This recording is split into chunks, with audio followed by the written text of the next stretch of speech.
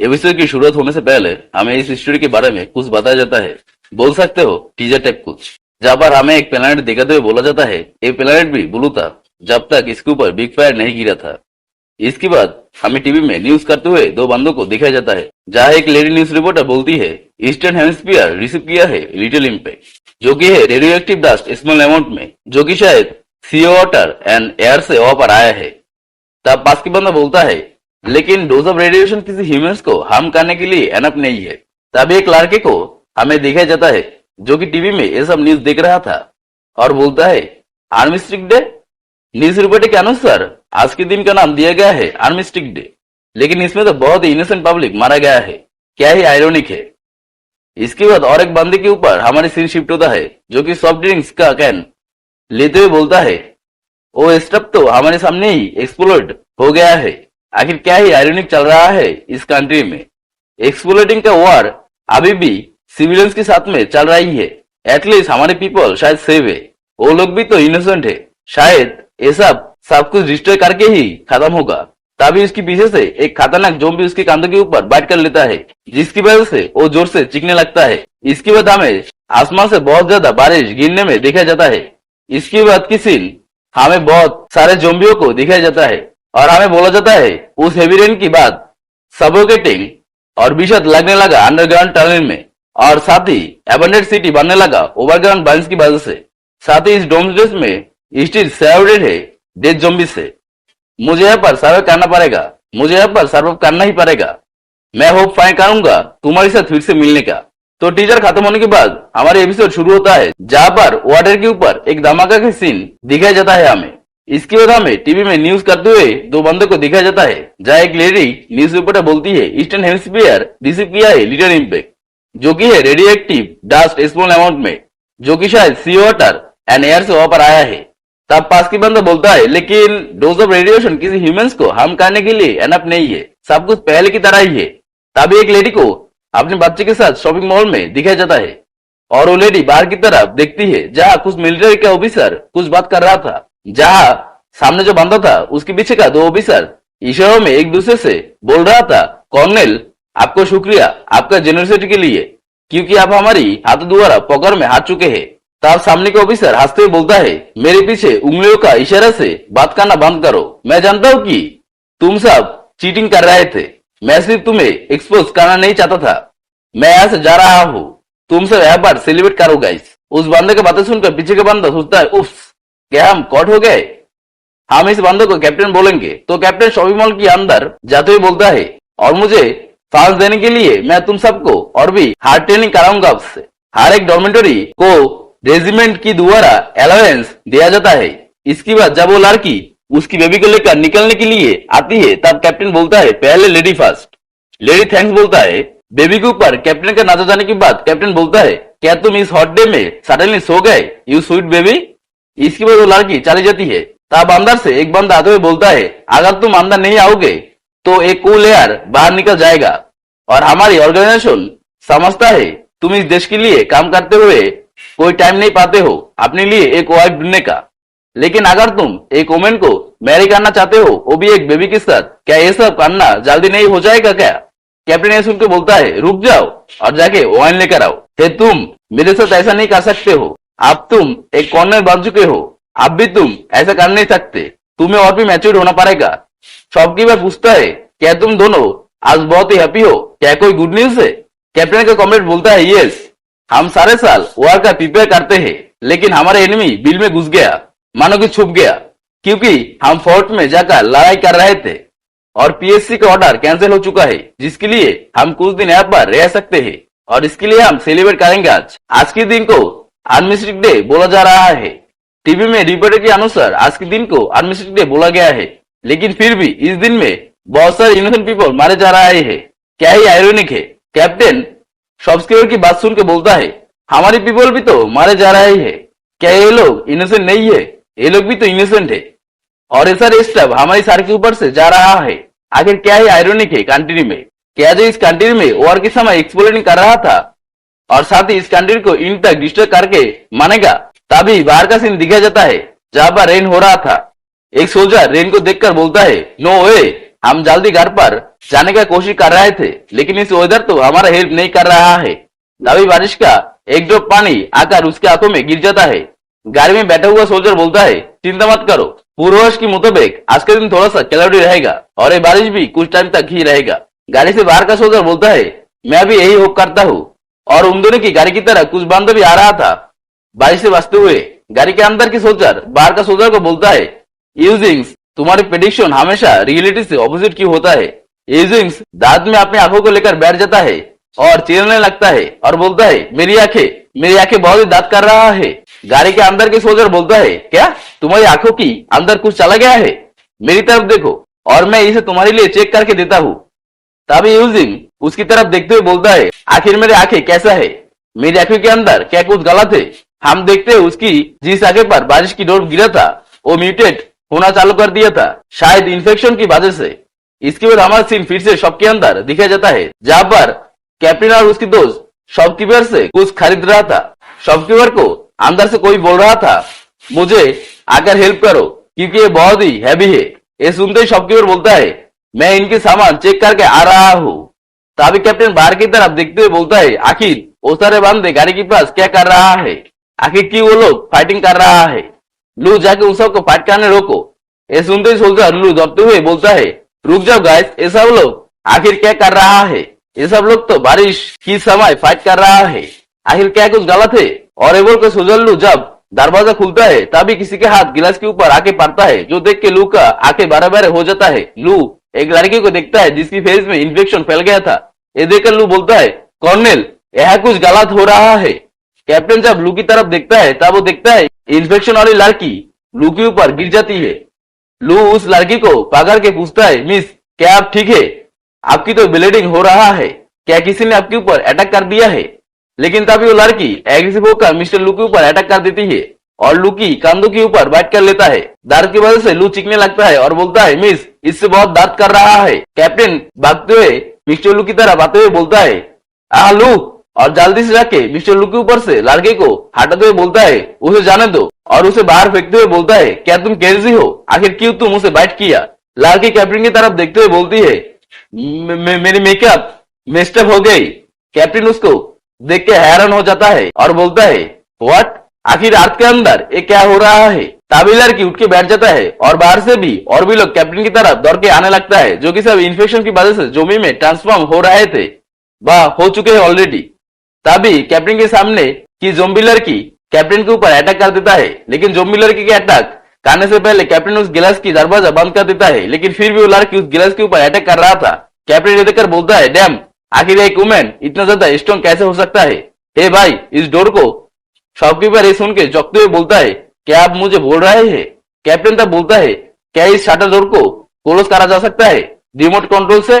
अगर करा जा सकता है तो इसे जल्दी से करो, नहीं तो ऐसा अंदर आ जाएगा। ये सुनकर शॉपकीपर बोलता है, क्या ऐसा रे? रोआर की साउंड सुन के जब वो बाहर देखता है तब सारे जोम्बी शॉप के पास आ गया था और गिलास तोड़ने का कोशिश कर रहा था। ये देखकर शॉपकीपर बोलता है, ओ माय गॉड, मैं इसे क्लोजिंग कर रहा हूँ, तुम सिर्फ होल्ड करो, इनके अंदर से एक को भी अंदर आने मत देना। कैप्टन बोलता है, हरी अप। इसके बाद शटर बंद होने लगता है और पूरी तरीके से शटर बंद हो जाता है। वो सारे जोम्बी अंदर आने के लिए शटर के ऊपर अटैक करने लगता है। वो अंदर शॉपकीपर डरते हुए बोलता है, इट्स क्लोज, क्या सब लोग क्रेजी है? और इधर कैप्टन हफ्ते हुए बोलता है, थैंक गॉड, अब शायद ये लोग अंदर नहीं आ पाएगा, हम सब ठीक है, लेकिन जो लोग बाहर बारिश में भीज रहे थे वो सब क्रेजी बन चुके हैं। शायद इस रेन में कुछ था। यहाँ पर वेट करो बारिश रुकने की, जब तक कोई हमें हेल्प करने के लिए नहीं आ जाए। क्या तुम्हारे पास कोई मेडिकल बैंडेज है और साथ ही अल्कोहल, क्योंकि मेरी कॉमेट को इसकी जरूरत है। शॉपकीपर डरते हुए बोलता है, तुम्हारे पीछे देखो। कैप्टन के पीछे से मिस्टर लू, जो कि अब इन्फेक्शन की वजह से जोम्बी बन गया है, वो बोलता है, कॉर्नेल। कैप्टन ने सुनकर थोड़ा सा डर जाता है और तभी पीछे से मिस्टर लू कैप्टन के ऊपर अटैक कर देता है, जो कि कैप्टन पीछे घूम के रोकने का कोशिश करता है और बोलता है, शिट, अगर ये मुझे काट ले तो मुझे भी इन्फेक्शन हो सकती है। मिस्टर लू के अटैक की वजह से कैप्टन जमीन पर गिर जाता है। कैप्टन के ऊपर मिस्टर लू और मिस्टर लू उनके ऊपर अटैक करने का कोशिश कर रहा था ऊपर से ही, लेकिन कैप्टन उसको रोकते हुए बोलता है, लू, ये मैं हूँ, क्या कुछ गलत है तुम्हारे दिमाग के साथ? हे शॉपकीपर, मेरी हेल्प करो इसे मेरे ऊपर से हटाने में। शॉपकीपर डर जाता है बहुत ये सब देखकर। और वो कपते हुए बोलती है, नो वे, मैं उसको टच नहीं करूंगा, सॉरी कर्नल। हे हे, कैप्टन का बात तो ना सुन के अंदर की रूम में चला जाने लगता है। कैप्टन बोलता है, आखिर तुम वहां कैसे खड़े रह सकता हो? शॉपकीपर एक रूम के अंदर जाके उसे लॉक करते हुए बोलता है, मैं एक नॉर्मल पर्सन हूँ, मैं इसकी तरह कैसे हो सकता हूँ? अगर ये मुझे बाइट कर ले तो तब लेने का देना पड़ जाएगा। तुम जैसे सोल्जर को हमारे टैक्सेस का पैसा दिया जाता है और तुम सबको हमें प्रोटेक्ट करते हुए मानना भी चाहिए। क्या ही तुम्हें करना नहीं चाहिए क्या? और ये सब करना तुम्हारे लिए एक हॉनर होना चाहिए। शॉपकीपर उस रूम के अंदर से ये सब बोल रही थी, लेकिन उसके पीछे से एक आदमी आ रहा था। शॉपकीपर कैप्टन को और भी बोलता है, कर्नल मुझे माफ करना, मुझे तुम्हारे साथ ये सब करने में गिल्टी हो रहा है, लेकिन मैं इसके लिए मजबूर हूँ। पीछे वही आदमी बोलता है, ऐसे ऐप पर टाइम लॉस मत करो, जाके अनलोड करो, तुम्हारी इस काम के लिए मैं गुस्सा हो चुका हूँ। शॉपकीपर पीछे घूमते हुए बोलता है, गुआन अगर हम अनलोड करने जाए तो? जब शॉपकीपर पीछे पूरी तरीकों से घूमने लगता है तभी स्क्रीन ब्लैक हो जाता है और शॉपकीपर बोलता है, वेट, आह! और इधर कैप्टन मिस्टर लू को अभी भी अपने ऊपर से हटाने की कोशिश कर रहा था। कैप्टन जोम्बी के हाथ को पकड़ के बोलता है, लू लू तो समय के साथ साथ ही और भी ज्यादा स्ट्रॉन्ग हो रहा है, अगर ऐसा ही चलता रहा। तभी लू बोलता है, विक्टोरी। तभी कैप्टन का नजर जाता है पास की इलेक्ट्रिक बोर्ड के ऊपर। ये देखकर कैप्टन जोम्बी का हाथ छोड़ के एक हाथ से जोम्बी का गला और दूसरे हाथ से इलेक्ट्रिक बोर्ड को पकड़ के उसके ऊपर मार देता है, जिसकी वजह से मंथली प्लग टूट जाता है और उसकी इलेक्ट्रिक शॉक कैप्टन और जोम्बी के ऊपर पड़ता है। इलेक्ट्रिक शॉक की वजह से जोम्बी कुछ देर के लिए हैंग हो जाता है और इसके फायदा उठाकर कैप्टन उसको किक मार के अपने ऊपर से हटा देता है और इसके बाद फिर इसको पकड़ते हुए सोचता है, मेरा हाथ नम हो गया, और फिर इसको मूव करने का कोशिश करते हुए बोलता है, मूव हो जा। तभी उसके पीछे से जोम्बी उठकर बैठ जाता है। ये देखकर कैप्टन जल्दी से उस फ्रिज को जोम्बी के ऊपर फेंक देता है। फिर इसके नीचे जोम्बी अटक जाता है और इधर कैप्टन हाथ धोए नीचे बैठ के बोलता है, मुझे माफ करना ब्रो, मैं तुम्हारे जैसे केजी नहीं बनना चाहता हूँ। जोम्बी फिर इसके नीचे उठने का कोशिश करता है। ये देखकर कैप्टन बोलता है, ऐसा स्ट्रगल मत करो, तुम इसके नीचे से बाहर नहीं निकल सकते हो क्योंकि इसका वेट 300 किलोग्राम है एटलीस्ट। मुझे फाइनली अब ब्रेक मिल चुका है, मुझे आर्मी को कॉल करना पड़ेगा, आखिर यहाँ पर क्या हो रहा है। ये बोल के कैप्टन कॉल करने लगता है, लेकिन कॉल फेल हो जाता है। ये देखकर कैप्टन बोलता है, क्या नो सिग्नल? मुझे पता नहीं है आखिर ये बारिश कितने टाइम तक रहेगा। लकीली यहाँ पर सब सेफ है और साथ ही साथ यहाँ पर सप्लाइज भी एनफ है। ये बोल के कैप्टन एक सिगरेट लेकर पीने लगता है और बोलता है, जब तक मैं यहाँ पर रहूंगा तब तक मैं यहाँ पर सेफ रहूंगा। तभी कैप्टन किसी बेबी का रोने का आवाज पाता है। बेबी कहाँ पर रो रहा है देखने के लिए जब वो सीसी कैमरा में देखता है बहुत सारे जोम्बियों के बीच एक बेबी को, जो देखकर वो सोचता है, वेट, क्या ये वही बेबी है? ओ नो, आप सबको मैं ये क्लियर करने के लिए बोल दूं कि ये बेबी वही बेबी है जो हमें एक लड़की के साथ दिखाया गया था और ये बेबी उसका चाइल्ड है। और इसके बाद जो लड़की कैप्टन के सामने जोम्बी बनकर आकर अटैक कर दिया था, ये दोनों सेम ही है। आप सब ये मान लो कि इसका मदर एक जोम्बी बन चुका है, मतलब डेड। इसके बाद हमें 7 साल बाद का सीन दिखाया जाता है और अभी तक हम जो देखे हैं वो सब 7 साल पहले का सीन दिखाया गया था। इसके बाद एक बंदा हमें बोलता है जो ह्यूमन रेस था वो ऑलमोस्ट वाइप आउट हो चुका है हेवी रेन की वजह से, जो कि बहुत ही डेडली वायरस कैरी किया था। प्लांट्स एंड वाटर वो सभी की इन्फेक्ट हो चुका है। देखते देखते सारे जमीन एक हेल बन चुका है, सिर्फ थोड़ी सी पीपल अंडरग्राउंड में जाकर सर्वे कर पाया है और वो सब एक स्मॉल नेटवर्क और सभी किसी तरीके से जिंदा है। और एक टाइम पर आज का मास्टर होने की वजह से इंसान ऐसा एक इन्वायरमेंट में स्ट्रगल कर रहा है जो कि वो लोग इसमें खुद को एडेप्ट नहीं कर पा रहा है अभी भी।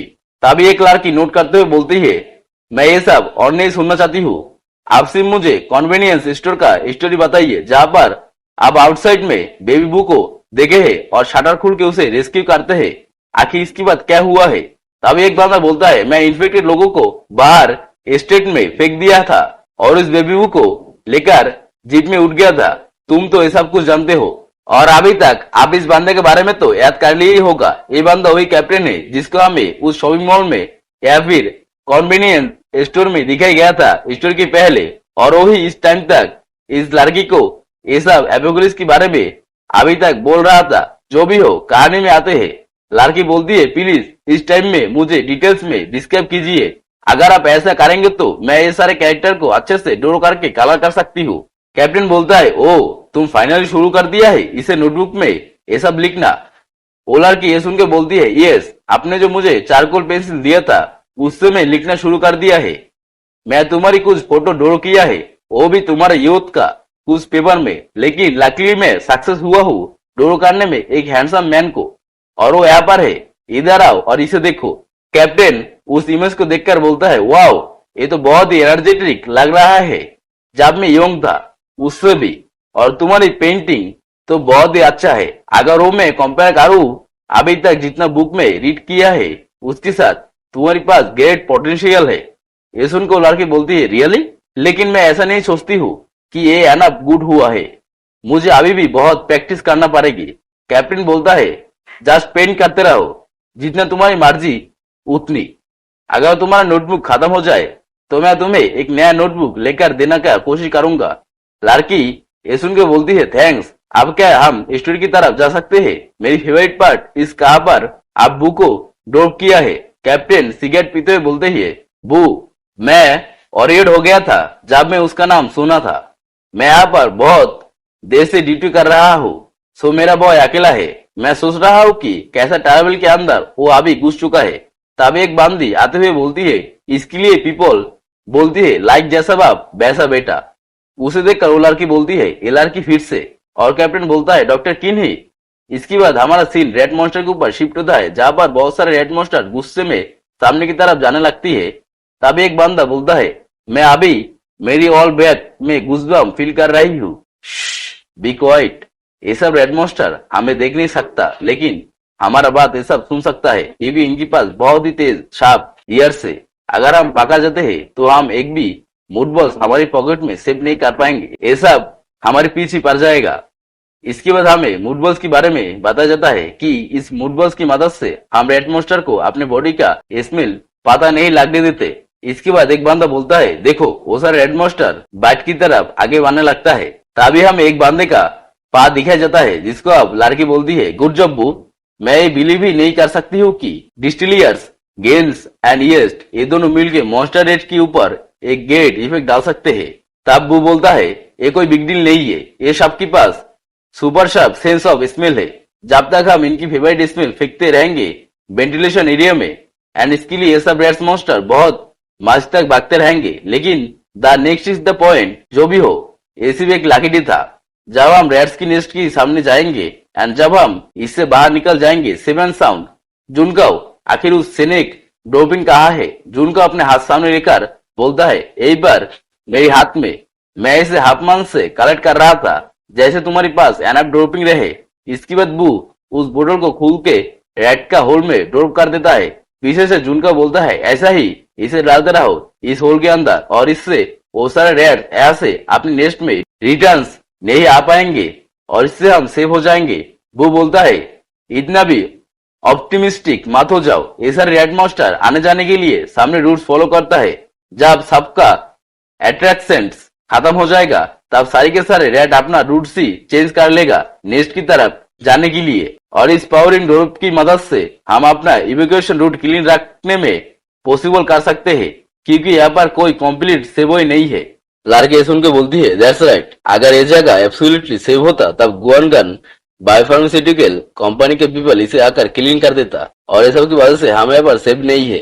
लेट्स गो, चलो जाकर देखते हैं हम इस जैसे स्टिंगिंग जगह पर क्या पाते हैं। ये बोलकर वो लड़की अंदर जाने लगती है। उसके पीछे पीछे बाकी 3 लड़का भी जाने लगता है, जिसमें से और एक लड़का बोलता है, एवरी स्टेप मुझे बीमार कर रहा है। ये सुन के पीछे से जुनका बोलता है, अगर सच बोलूं तो ये चूज करना मेरे लिए हार्ड है कि मैं कहाँ पर मर जाऊंगा, और इसीलिए मैं ऐसा ही टाइम के लिए हंसते हुए रहना चाहता हूँ। तभी एक बंदा बोलता है, सामान के सामने की तरफ पा रखो और नॉनसेंस बातें करना बंद करो। यहाँ पर और भी छोटे छोटे रेड की बच्चे हैं, इसीलिए हमें केयरफुल होने का जरूरत है। इवन अगर हमारे स्मेल और हमारे फ्लैशलाइट का लाइट भी अगर ये सब रिजेक्ट कर दे, फिर भी यहाँ पर कोई वही नहीं है प्रेडिक्ट करना की बुक की वजह से क्या ये सब रेड की बच्चे अपने अपने रेड को ही खाना शुरू करना दे, साथ ही हमारा पीछा भी पड़ सकता है। इसके बाद सामने की तरफ उन लोगों की नजर जाता है एक मरा हुआ आदमी के ऊपर, जो कि एक सूट पड़ा हुआ था। जो देख के लड़की बोलती है, इस बंदे ने प्रोटेक्टिव क्लोथिंग पहना हुआ है, क्या ये आदमी फार्मास्यूटिकल कंपनी से है? वो बोलता है, यस, ये वही अनलकी बंदा है जो कि अपनी mission red occupied tunnel clear करने में फेल हुआ है। पीछे लड़की बोलती है, अगर हम भी यहाँ की सारे के सारे रेड्स की हाथ द्वारा ऐसे कॉट हो गए तो हम भी सिर्फ हाफ एन आवर में ऐसे स्केलेटन बन जाएंगे। इसके बाद बू को कुछ करने देकर लड़की बोलती है, क्या हुआ, तुम क्या कर रहे हो? वो बोलता है, जो कि ये बंदा यहाँ पर मिशन पर आया था, तो शायद इसके पास कुछ यूजफुल चीज रह सकता है। ये बोल के वो खोजना चालू रखता है। तभी उस डेड बॉडी के अंदर से एक रेड मॉन्स्टर उसके ऊपर अटैक कर देता है, लेकिन सही समय पर रेड के ऊपर अटैक करके उसे मार दिया जाता है। और ये काम और कोई नहीं, ये लड़की ही करता है। और लड़की बू को बोलती है, मैंने तुम्हें कितनी बार बोली है कि डेड बॉडी की इतनी पास मत जाओ, हमें और भी ज्यादा अलर्ट रहने की जरूरत है। और उस रेड मॉन्स्टर की एक काट अगर तुम्हारी स्किन पर लग जाए तो तब तुम मर जाओगे, साथ ही साथ हम सब तब डेंजर में पा जाएंगे। वो बोलता है, मैं इसे हैंडल कर सकता हूँ। लड़की बोलती है, मैं सीरियस हूँ, ऐसा कुछ फिर कभी करने के बारे में सोचना मत, और जल्दी से इस टनल से बाहर निकलने का तैयारी करो। वो बोलता है, ओके गॉट इट। पीछे से जुनका बोलता है, आखिर क्यों एक गैम्पी गर्ल सिर्फ जेंटल बू के साथ ही रहती है, इट्स अनफेयर। ये सुनकर पास का बंदा बोलता है, ये सब हम फिगर आउट नहीं कर सकते हैं, इसीलिए चुप रहो। इसके बाद वो सब सामने की तरफ जाके एक छोटी सी दरवाजा दिखता है। वो दरवाजे के सामने जाकर बोलता है, मुझे जल्दी से स्पिनर दो। जुनका स्पिनर देते हुए बोलता है, स्क्रूज बहुत यूजफुल है, इसीलिए इसे पॉकेट में ले लेना। वो बोलता है, ओके लिटिल मिस्टर, मैं सारे के सारे स्क्रूज ले लूंगा, तुम्हें और होने का कोई जरूरत नहीं है। ये बोलकर सारे के सारे स्क्रू खोलकर सामने की दरवाजा एक किक में तोड़ देता है। दरवाजे के अंदर घुसकर वो सब बोलता है, हम बाहर निकल चुके हैं। वो बोलता है, सामने की तरफ देखो। सब सामने की तरफ देखकर हैरान हो जाता है और बोलता है, ओ ये तो एक अनफिनिश्ड सबवे स्टेशन है। नाउ हम सब रीच हो जाएंगे और इस टनल की बोरिंग मशीन एनअप होगी हमारे सब की बहुत दिन के लिए, और इसे हम सेल कर सकते हैं लॉन्ग टाइम तक। और देखो यहाँ पर तो टीजर है। लड़की बोलती है, जल्दी करो और ऐसा कुछ ले लो जो कि कैरी करने में आसान हो, हमें पहले निकलना होगा, नहीं तो सारे के सारे रेड मॉन्स्टर यहाँ पर आ जाएगा। और ये सब बोलते बोलते वो सब बंदे और भी नीचे नाम रहा था। पीछे से लड़की बोलती है, देन वो मैं ये सब छोड़ती हूँ तुम्हारी ऊपर। लेकिन वो उसकी बात का कोई रिप्लाई नहीं करता, जो देखकर फिर से उसे पुकारने लगता है। तभी वो ऊपर की तरफ देखते हुए बोलता है, फ्लैशलाइट को बंद करो और इसके बाद ऊपर की तरफ देखो अंशु, आखिर ये सब क्या है? शायद ये सब ईस्टर है। मैं पहले इसे नोटिस नहीं किया क्योंकि मेरी फ्लैशलाइट जल रही थी और हम आयरन के एक लेयर की मेस में है, वो भी ग्राउंड के पास, और मैं ईस्टर पहले नहीं देखा है। ये सब स्पार्कलिंग कर रहा है। वो लड़की भी जिसकी नाम अंशु है, वो रोते हुए बोलती है, यस मैं ये सब भूल गई थी, यहाँ पर बहुत सारे ईस्टर है। वो जो कि हमारे इस स्टोरी का मेन कैरेक्टर है, वो बोलता है, आबे इसका है डार्क ब्लू का, आखिर हम इस डार्कनेस को क्यों डिस्क्राइब नहीं करते हैं एक राइट के अंदर। वो अंशु कुछ नहीं बोलती, सिर्फ चुप रहती है। एमसी फिर भी चुप नहीं करता है, इसीलिए वो अंशु गुस्सा हो जाता है और एमसी को बोलती है, मेरी मूड को खराब मत करो, मैं अपनी पास्ट को रिकॉलिंग कर रही हूँ, ओके। ये देखकर और सुनकर एमसी थोड़ा सा डर जाता है और फिर मुस्कुरा के बोलता है, अगर मैं गलत ना हूँ तो तुम इस जैसे नाइट के स्टार को पहले भी देखा है, आर्मिस्टिक डे का पहले, राइट? तो तुम्हारा एज शायद। ये सुनकर अंशु एमसी की सर पर एक थप्पड़ मार देता है और फिर थोड़ा सा शर्मा के बोलती है, एक लेडी से कभी भी उसकी एज मत पूछना, बिकॉज इससे तुम भी खुश नहीं हो पाओगे और वो लेडी भी।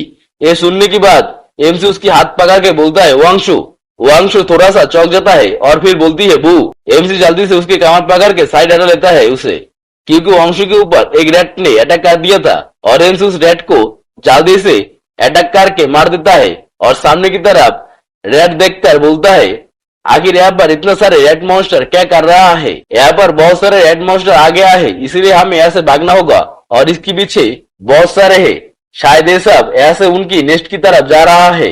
इस टनल का होल ब्लॉक हो चुका है, तो फिर ये सब कैसे यहाँ पर इतना जल्दी आ सकता है? हमें रेड मॉन्स्टर सब जगह से घेर लिया है, सबको बोल दो ऐसे जाने के लिए, मैं इन सबको कवर करने की कोशिश करता हूँ। ये बोलने की बात सब से भागने लगता है इधर उधर और एमसी फायर और गैस लेकर रेड मॉन्स्टर के ऊपर पॉइंट करके खड़ा रहता है और फिर वो उससे रेड मॉन्स्टर के ऊपर अटैक कर देता है, जिससे बहुत सारे रेड मॉन्स्टर मारने लगता है। और इसके बाद जो आदमी का नाम अभी तक हम नहीं जानते, वो उठते हुए जुनका को बोलता है, सारे रेड मॉन्स्टर इधर आ रहा है, इसलिए हमें भागना होगा, सो क्विकली वहां से उठकर चले आओ, मैं तुम्हें बैकअप दे रहा हूँ। जुनका अपने बैग खुल के उसमें कुछ अभी भी बांधने लगता है। ये देखकर वो आदमी उठ के भागते हुए जुनकाओ को बोलता है, उसके बारे में भूल जाओ, हमें यहाँ से भागना पड़ेगा जुनकाओ। जुनकाओ ये सुन के बोलता है, डू, क्या तुम मेरी साथ मजाक कर रहे हो? ये सारे स्टील की नाइफ सेल हो सकता है, वो भी हाई प्राइस में, तो मैं कैसे इसे नहीं ले जाऊं? इसके बाद हमारा सीन रेड मॉन्स्टर के ऊपर दिखाया जाता है, जहां पर बहुत सारे रेड मॉन्स्टर को चल के मार रहा था।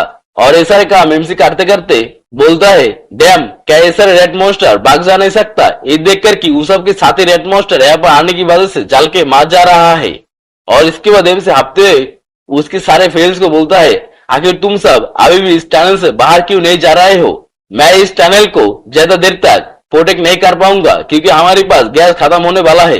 वांशु दौड़ते हुए उसके पास आते हुए बोलती है, हम आ रहे हैं, जस्ट और कुछ टाइम तक होल्ड करो तुम ये सारे रेड मॉन्स्टर को। एमसी बोलता है, ठीक है, लेकिन जल्दी से टनल से केप के अंदर जाओ। ये सुनकर वांशु जल्दी से उस केप के दरवाजे के अंदर चला जाता है और उधर एमसी सारे रेड मॉन्स्टर को रोकने लगता है अपनी फायर से। और इसके बाद जुनकाओ और वो आदमी भी आ जाता है और फिर केप के अंदर घुस जाता है। उन सब के जाने के बाद एमसी भी केप के अंदर जाने लगता है और उसके पीछे सारे रेड मॉन्स्टर भी आने लगता है। वो सब गुस्सा हो गया एमसी के ऊपर, क्योंकि एमसी उन सब के बहुत सारे साथियों को मार डाला है बांध करके। एमसी वांशु और बाकी सब की पास दौड़ते हुए आते हुए बोलता है, जल्दी से यहाँ से भागो, नहीं तो हम मारे जाएंगे। वो साला रेड मॉन्स्टर की जून मेरे पीछे पड़ गया है, क्योंकि मैं उनकी बहुत सारे साथियों को बांध करके मार दिया है। लेकिन तभी एक रेड मॉन्स्टर एमसी के शोल्डर पर आ जाता है और वांशु ये देखकर बोलता है, सामने चलते रहो, तुम्हारे शोल्डर पर रेड मॉन्स्टर आ चुका है। ये बोलकर वांशु रेड मॉन्स्टर के ऊपर अटैक करके उसे मार के एमसी के ऊपर से हटा देता है और फिर एमसी को बोलता है, भागते हुए पीछे मत देखो और सामने की तरफ भागते रहो। वो सब भाग रहे थे और उनके पीछे बहुत सारे रेड मॉन्स्टर आ भी रहा था। एमसी सामने देखकर बोलता है, हम इस केप की माउथ की तरफ आ चुके हैं। और इसके बाद एमसी सामने की तरफ जंप करते हुए बोलता है, शेंग। तभी हमें वही आदमी को दिखाया जाता है जिसका नाम हम नहीं जानते हैं, जो कि बोलता है, मेरे पीछे आ जाओ सब। और ये बोल के वो एक कॉकटेल को जलाता है और इसके बाद उस कॉकटेल को रेड मॉन्स्टर की तरफ फेंक देता है, जिसकी वजह से धमाका होकर आग सब जगह फैल जाता है। ये देखकर वो आदमी बोलता है, मैं बोला था कि मेरा ये जंक फूड का गैस काम करेगा, देखो मैं इसे स्टॉप करने में सक्सेस हो चुका हूँ। ऐसे पीछे देखकर बोलता है, एक में कुछ नहीं होगा, जल्दी से यहाँ से भागो, वो भी इन सब के आने से पहले। ये सुनने के बाद वो सब वहां से भागने लगता है और भागते भागते वांशु रुक जाता है और बोलता है, वेट। तभी ऐसे बोलता है, हमारे पर सिर्फ 3 है, लेकिन जुनको कहां पर है? सब लोग ये सुनने के बाद डर जाता है और पीछे देखने लगता है। एमसी फिर डरते हुए बोलता है, क्या जुनकाओ वहां पर तो नहीं है? ये सुनने के बाद वो सब रेड मॉन्स्टर की तरफ देखने लगता है, जहां पर हम देखते हैं उस केप के मुंह पर बहुत सारे रेड मॉन्स्टर आके वहां पर खड़ी हुई थी और साथ ही सामने की तरफ भी आ रही थी। उस इंट्रेंस के सामने एक रेड मॉन्स्टर का झुंड किसी चीज की तरह हिल डुल रहा था। हमें उसके करीब लेकर देखने के बाद हम देखते हैं ये चीज असल में जुनकाओ है, जो कि वही सूट पहन लिया था और उसकी वजह से रेड मॉन्स्टर उसका कुछ कर नहीं पाता है, सिर्फ उसकी चारों तरफ भी उसे घेर लिया था। जब वो सब लोग देखता है जुनकाओ मूव कर रहा है, तब वो सारे लोग बोलता है, देखो जुनकाओ मूव कर रहा है। तभी वही आदमी बोलता है, जुनकाओ वो साला एक फूल है, मैंने उसे पहले ही बोला था इतना भी गीडी मत हो, लेकिन साला मेरी बात नहीं सुनता। अब देखो इसके साथ क्या हो रहा है, इसको चारों तरफ से रेड मॉन्स्टर गिर के पेल रहा है।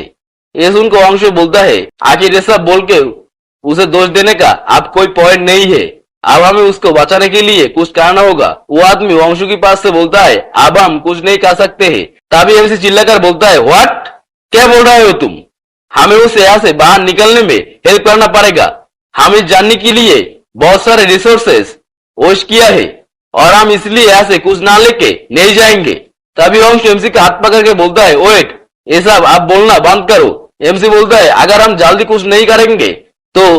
तभी वो आदमी जाते हुए बोलता है, सप्लाइजर भी ऑन करा जा सकता है, लेकिन अगर एक बार लाइव चला जाता है तब रिसोर्स हमारी कोई काम नहीं आएगा, इसीलिए मैं यहाँ से जा रहा हूँ। मैं वो की तरह कोई फूल नहीं हूँ कि सप्लाइज के लिए अपनी जान को बाजी लगाऊंगा। तभी वो दोनों बोलता है, शेंग वेट, तो इस आदमी का नाम शेंग है। शेंग बोलता है, क्या? एमसी बोलता है, गैस बोतल मुझे तो तुम्हारा, क्योंकि मेरा गैस बोतल खत्म हो चुका है, मैं तुम्हें इसका डबल दे दूंगा। ये सुनने के बाद शेंग उसे अपना गैस बोतल दे देता है और जाते हुए बोलता है, मुझे मेक श्योर करने के लिए उस आइसोलेशन एरिया पर जिंदा वापस आना।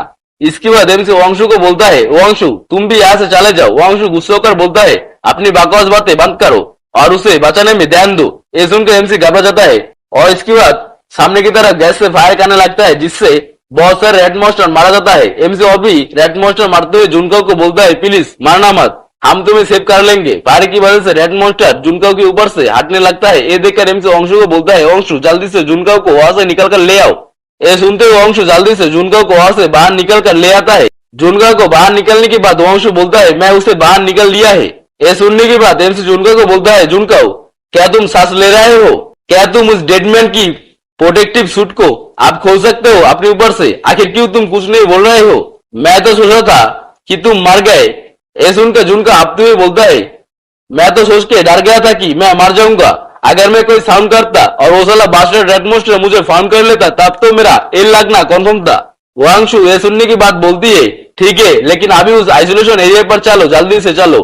और इसकी वजह से गैस बोतल की गैस लीक करके रेड मॉन्स्टर की तरफ फेंक देता है और साथ ही लाइटर को भी जलाकर वहां पर फेंक देता है, जिसकी वजह से वहां पर बहुत बड़ा धमाका होता है और वांगशु, एमसी और जुनका वहां से भाग के बाहर निकल के जाता है।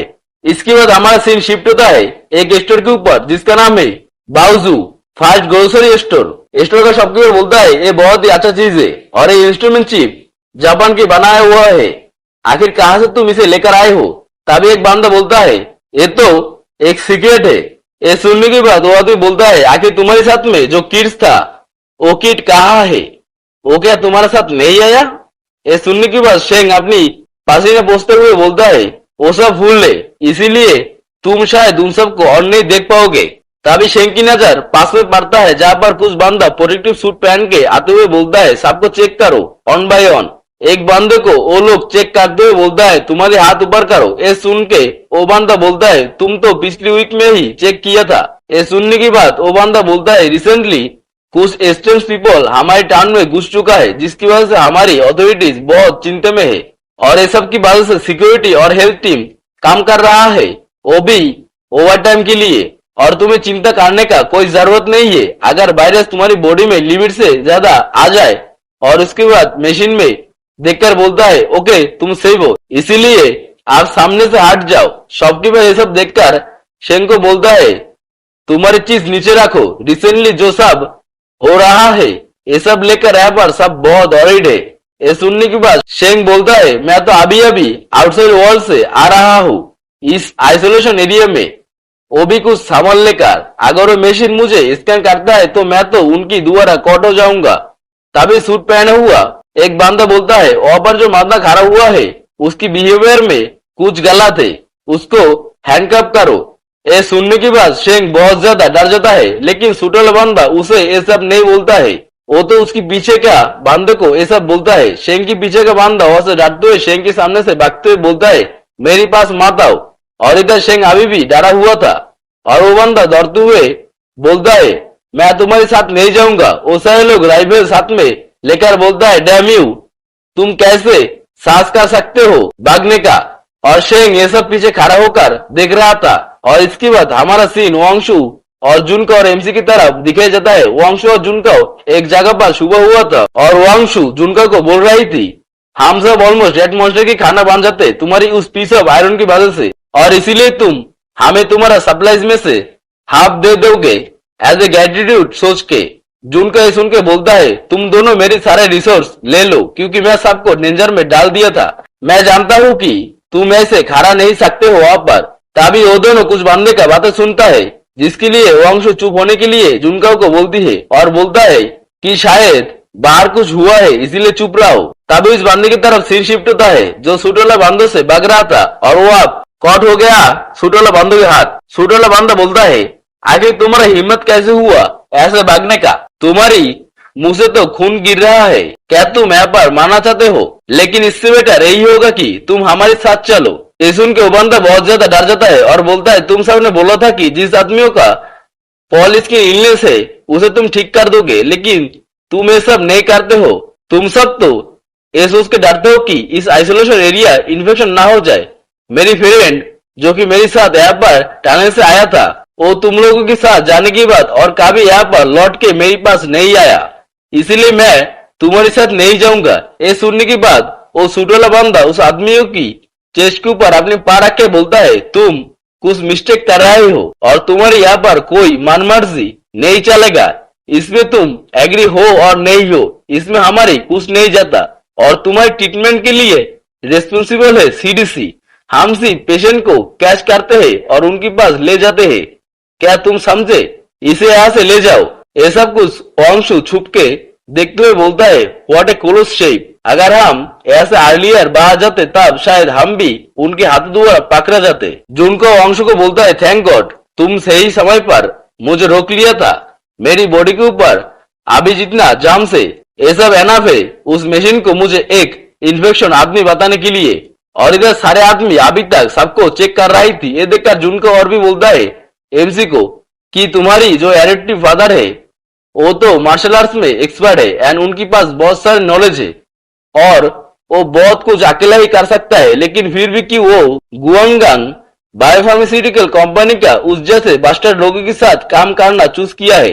ये सुन के एमसी चिढ़ जाता है और जुनको को बोलता है, तुम्हारे एडॉप्टिव फादर बास्टर्ड है। तुम्हें ऐसा बकवास बातें बोलने की पहले सब अच्छे से सोच के बोलना चाहिए, नहीं तो तुम अगली बार मेरे हाथों द्वारा मार खाओगे। तब एमसी की नजर जुनको की बैग की तरफ जाता है जहां उसकी बैग के ऊपर किसी चीज आके गिरता है। जुनको जब अपनी बैग चेक करता है तब वो देखता है कि उसकी बैग फट चुका है। ये देखकर जुनको बोलता है, मेरी बैग ये तो ब्रोकन हो चुका है।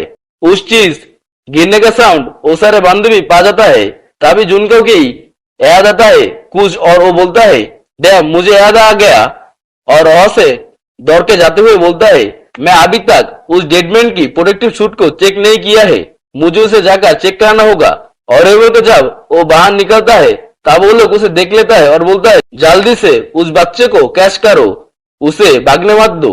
एमसी देखकर गुस्से का सोचता है, आखिर वो साला फूल यहाँ से कैसे ऐसे डर के जा सकता है। वंश एमसी को कोई भी हरकत करने के लिए मना करता है और इधर जुनको को वो सारे बास्टर्ड पकड़ लेता है और उसे बोलता है, अब तुम कहाँ भागोगे। लेकिन जुनको उसका हाथ पकड़ के फेंक देता है ग्राउंड में और बोलता है, साला बास्टर्ड मेरे पास से हट जा। और इसके बाद उसकी मुंह के ऊपर एक स्क्रू ड्राइवर रख के सामने की तरफ और जो शूटर बास्टर्ड था उन सबको बोलता है, डोंट मूव, मेरे से दूर रहो, नहीं तो इस स्क्रू ड्राइवर इसकी आंखों के अंदर मैं घुसा दूंगी। और मैं तुम जैसे बास्टर्ड के साथ नहीं चल रही। मैं मेरी सिस्टर क्यू की सिर्फ एक अकेला फैमिली हूँ। अगर तुम मुझे तुम्हारे साथ ले जाओगे उसके बाद खत्म करने से पहले एक बंदा बोलता है, अच्छा तुम ऐसा करोगे। तुम्हारे पास जो बंदा है वो सिर्फ एक बेवकूफ है और यहाँ पर और भी बहुत सारे सर्वाइवर्स है इस अंडरग्राउंड सिटी में। इसीलिए हम अगर एक आदमी को लॉस कर जाते हैं तो इसमें हमारी कोई प्रॉब्लम नहीं है, लेकिन उसकी बाद तुम्हें भी एक डेडमैन की तरह सीडीसी में भेजा जाएगा। जुनगांव की नजर नीचे की बंदे के ऊपर नहीं होने का फायदा उठाकर नीचे का बंदा उसका हाथ पकड़ लेता है और उसे उसके ऊपर से हटाने लगता है। और जब जुनगांव उसकी ऊपर पेशेंट क्रिएट करने लगता है तब पास से और एक बंदा उसे आकर किक मार देता है, जिसकी वजह से जुनगांव दूर जाके जमीन पर गिर जाता है और वो बंदा आके जुनगांव को मारने लगता है। और जो बंदे को जुनगांव हॉस्टेज बनाया था वो उस बंदे को बोलता है, अभी तो मुझे लगा था कि तुम सिर्फ वहां पर खड़े होकर मुझे मारते हुए देखोगे। तब वो बंदा अक्सर लुक देकर बोलता है, वेल मैं ऐसा ही करना चाहता था। ये सुन के वो बंदा बोलता है, डैम तुम कैसे ऐसे करने के बारे में सोच सकते हो, मैं तुम्हें मार दूंगी। और ये सब कुछ वंश और एमसी छुप कर देख रहा था और एमसी इधर गुस्सा होकर बोलता है, ये साला बास्टर्ड किसी आदमी का लाइफ के बारे में केयर नहीं करता है।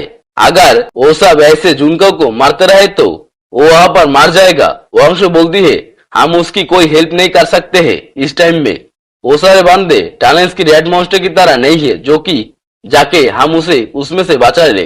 तभी वंशु की नजर सामने की तरफ जाता है जहां ऑलरेडी वो सामने की तरफ चला जाता है। ये देखकर वो एमसी की नाम पुकारने लगता है, लेकिन एमसी रुकता नहीं। वंशु उससे उसके हरकत के लिए पीछे से गाली देने लगती है। एमसी उन सब के पास आकर उनमें से एक को जोर से पास मार के दूर गिरा देता है और बोलता है, रुक जाओ। एमसी को देखकर बोलता है, आखिर ये बंदा ऐसे कैसे हमारे ऊपर अटैक कर सकता है, आखिर यहाँ पर हो क्या रहा है। इसके बाद एमसी जुनगांव को जो बंदा मार रहा था उसकी करीब आ गया है और उससे जोर से एक पांच मारता है, जिसकी वजह से उसकी मुंह का नक्शा बिगड़ जाता है। इसके बाद जुनगांव को एमसी बोलता है, जुनगांव तुम अब उठ जाओ और ऐसे भाग जाओ। जुनगांव की हालत खराब हो चुकी थी लेकिन फिर भी वो उठ जाता है और एमसी के पीछे खड़ा हो जाता है। एमसी जुनगांव को पूछता है, क्या तुम ठीक हो। जुनगांव बोलता है, अभी तक मैं मारा नहीं हूँ, तुम सिली, तुम्हें यहाँ पर मुझे सेब खाने के लिए आना नहीं चाहिए था। वो सारा बंदा गुस्सा होकर बोलता है, तुम्हें मार दूंगा, तुम लिटिल बस्टर्ड। एमसी फिर बोलता है, तुम लोग शायद नहीं चाहोगे कि मैं इस जाम की स्टील से तुम्हारी फेस के ऊपर काट मारूं। हमारे पास माताओं और ये सब के लिए अच्छा होगा। तभी उनमें से एक बंदा ऊपर फायर कर देता है और फिर बोलता है, क्या हम तुम्हारा क्लोज जाएंगे?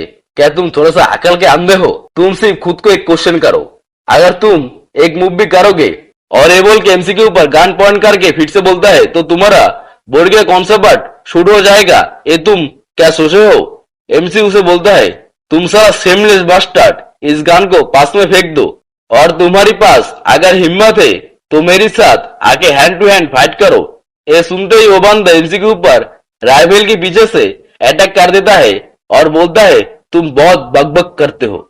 एमसी उसकी अटैक की वजह से नीचे गिर जाता है और फिर वो बंदा बोलता है, फेयर फाइट में जीतने का कोई मजा नहीं है। इसके बाद वो बंदा वहां से चले जाते हुए उसकी आदमियों को बोलता है, इस दोनों बच्चों को बंद करके सीडीसी में ले आओ। वो अंशु ये सब कुछ होते हुए छुपकर देख रही थी। इसके बाद हमारी सीन शिफ्ट होता है एक ब्लड बैग को दिखाते हुए, जो कि एक डॉक्टर एक बंदे की हाथों से ले रहा था। और फिर हमें दिखाया जाता है कि ये तो कैप्टन की उस लड़की से ले रहा है डॉक्टर। डॉक्टर किन उस लड़की से ब्लड लेकर बोलती है, हम इस मंथ का डोज ले चुका है, थैंक्स जिंगली, अब तुम्हें कैसा लग रही है? तो इस लड़की के नाम जिंगली है। जिंगली हफ्ते में बोलती है, मैं ठीक हूँ डॉक्टर। और ये बोल के जिंगली गिरने लगता है। ये देखकर कैप्टन उसे पकड़ते हुए बोलता है, यू लायर, तुम कांप रहे हो, इस जगह पर कुछ टाइम तक रेस्ट करो, हमारी बाबा जाने से पहले। जिंगली बोलती है, ओके। कैप्टन एक डार्क फेस बना के बोलता है, डॉक्टर किन, जिंगली इस मंथ कुछ ज्यादा ही उसकी ब्लड डोप दे दिया है। इवन अगर मेरा ब्लड ऐसे निकल लिया जाता, मुझे डर है कि मैं अच्छे से खराब ही नहीं हो सकता हूँ। तुम्हें लिंगली को और परेशान करना नहीं चाहिए। और जब सीडीसी का रिसर्च फैसिलिटीज लिमिटेड है, लेकिन फिर भी हम रिस्क लेते हैं उन सबको ब्लड सेंड करने का। ये सुनकर डॉक्टर किन बोलती है, तो अगर कैसा होगा कि हम लिंग को रिसर्च करने के लिए इंस्टीट्यूट भेज दे? तो तुम मेरी एक बात सुनो, बाहर बहुत ही डेंजरस है और सिक्योरिटी के लिए हमारे सारे फोर्सेस डिप्लॉयड कर रहा है अंडरग्राउंड सिटी। अब तुम ही बोलो कौन सा प्लेस जिंगलिंग के लिए सेव होगा। अगर उसे सामने कर दो, नहीं तो हम सभी को उनके सामने सेक्रीफाइस होना पड़ेगा। अब मुझे लगता है इसका तुम्हारे पास सही आइडिया है। सब लोग यहाँ पर बहुत ज्यादा हार्ड वर्किंग कर रहा है और इधर लिंगली उन दोनों की बातों के ऊपर कोई ध्यान नहीं दे रहा था। वो गिलास से बाहर की तरफ देख रही थी, तभी वो कुछ देखकर हैरान हो जाती है। इसलिए वो उठकर बाहर अच्छे से देखती है कि एमसी और उसकी फ्रेंड और साथी और कुछ बंदे को वो सुटोला बंदा पकड़ कर ले आया है। जहाँ पर एमसी वो साला बास्टर बंदे को बोलता है, मुझे टच मत करो, सामने बहुत लोग है, ओके। तभी एमसी के सामने के आदमी रुक जाता है और जिसकी वजह से एमसी उसके साथ जाकर धक्का खाता है। और वो बंदा ऊपर की तरफ कुछ देख रहा था वहां पर रुक के, जो देखकर एमसी भी उस तरफ देखने लगता है जहां पर वो देखता है कि लिंगली है। उसे देखकर एमसी बोलती है, ये तो। एमसी को पूरी बात खत्म होने से पहले वो आदमी बिजी होकर बोलता है, एक्सो, मेरा लाइट डेट एंड फायर का चेन डिस्ट्रॉय हो जाएगा और साथ ही इस वर्ल्ड पेरिस एंड बेलेस हो जाएगा फ्रीडम से। ऐसा हरकत उस बंदे को करते हुए देखकर एमसी का फ्रेंड जुनकाओ एमसी को बोलता है, बू, इसके पास से दूर रहना, ये बंदा सिर्फ इल नहीं है, साथ में पागल भी है। एमसी भी परेशान होते हुए बोलता है, मुझे भी ऐसा ही कुछ लग रहा है। ऊपर से लिंगली बोलती है, अंकल हाई, क्या इस आदमी जो कि नीचे है वो क्या मुझको कुछ बोल रही है? यह सुनकर कैप्टन बोलता है, क्या ये सब रास्कल जो कि हेल्थ प्रोसेस के लिए जा रहा है, क्या वो सब मेरे हाथों से फिर से मार खाना चाहता है? तभी कैप्टन नीचे कुछ देखकर उनकी आंखें बड़ा हो जाता है और बोलता है, आखिर ये लड़का यहाँ पर क्या कर रहा है? शायद कैप्टन एमसी के बारे में बोल रहा है, वरना ये भी हो सकता है कि कैप्टन उस बंदे के बारे में बोल रहा है। जो भी हो, हमें सामने की स्टोरी में बताई दे जाएगी, देखते रहिए, एंस खुद ही मिल जाएगी। इसके बाद उन सबको जेल के पास ले आया जाता है। एक बंदा जेल की लॉक खुलकर सबको अंदर कर देता है और एमसी को बोलता है, जब हम बाहर से इन्फेक्टेड और साफ सुथरा लोगों को कैच करते हैं, तब हम उन्हें जेल में लॉक कर देते हैं एक साथ में। एमसी जेल में ऐसे बोलता है, ओए डोंट गो, हम पेशेंट नहीं है, तुम तुम्हारी डॉक्टर को आस्क करो हमको एग्जामिन करने के लिए। ये सुनकर वो बंदा बोलता है इससे कोई फर्क नहीं पड़ता है, जो कि ऑलरेडी इस जेल के अंदर है, और ये कोई भी मैटर नहीं करता है कि वो पेशेंट है कि नहीं।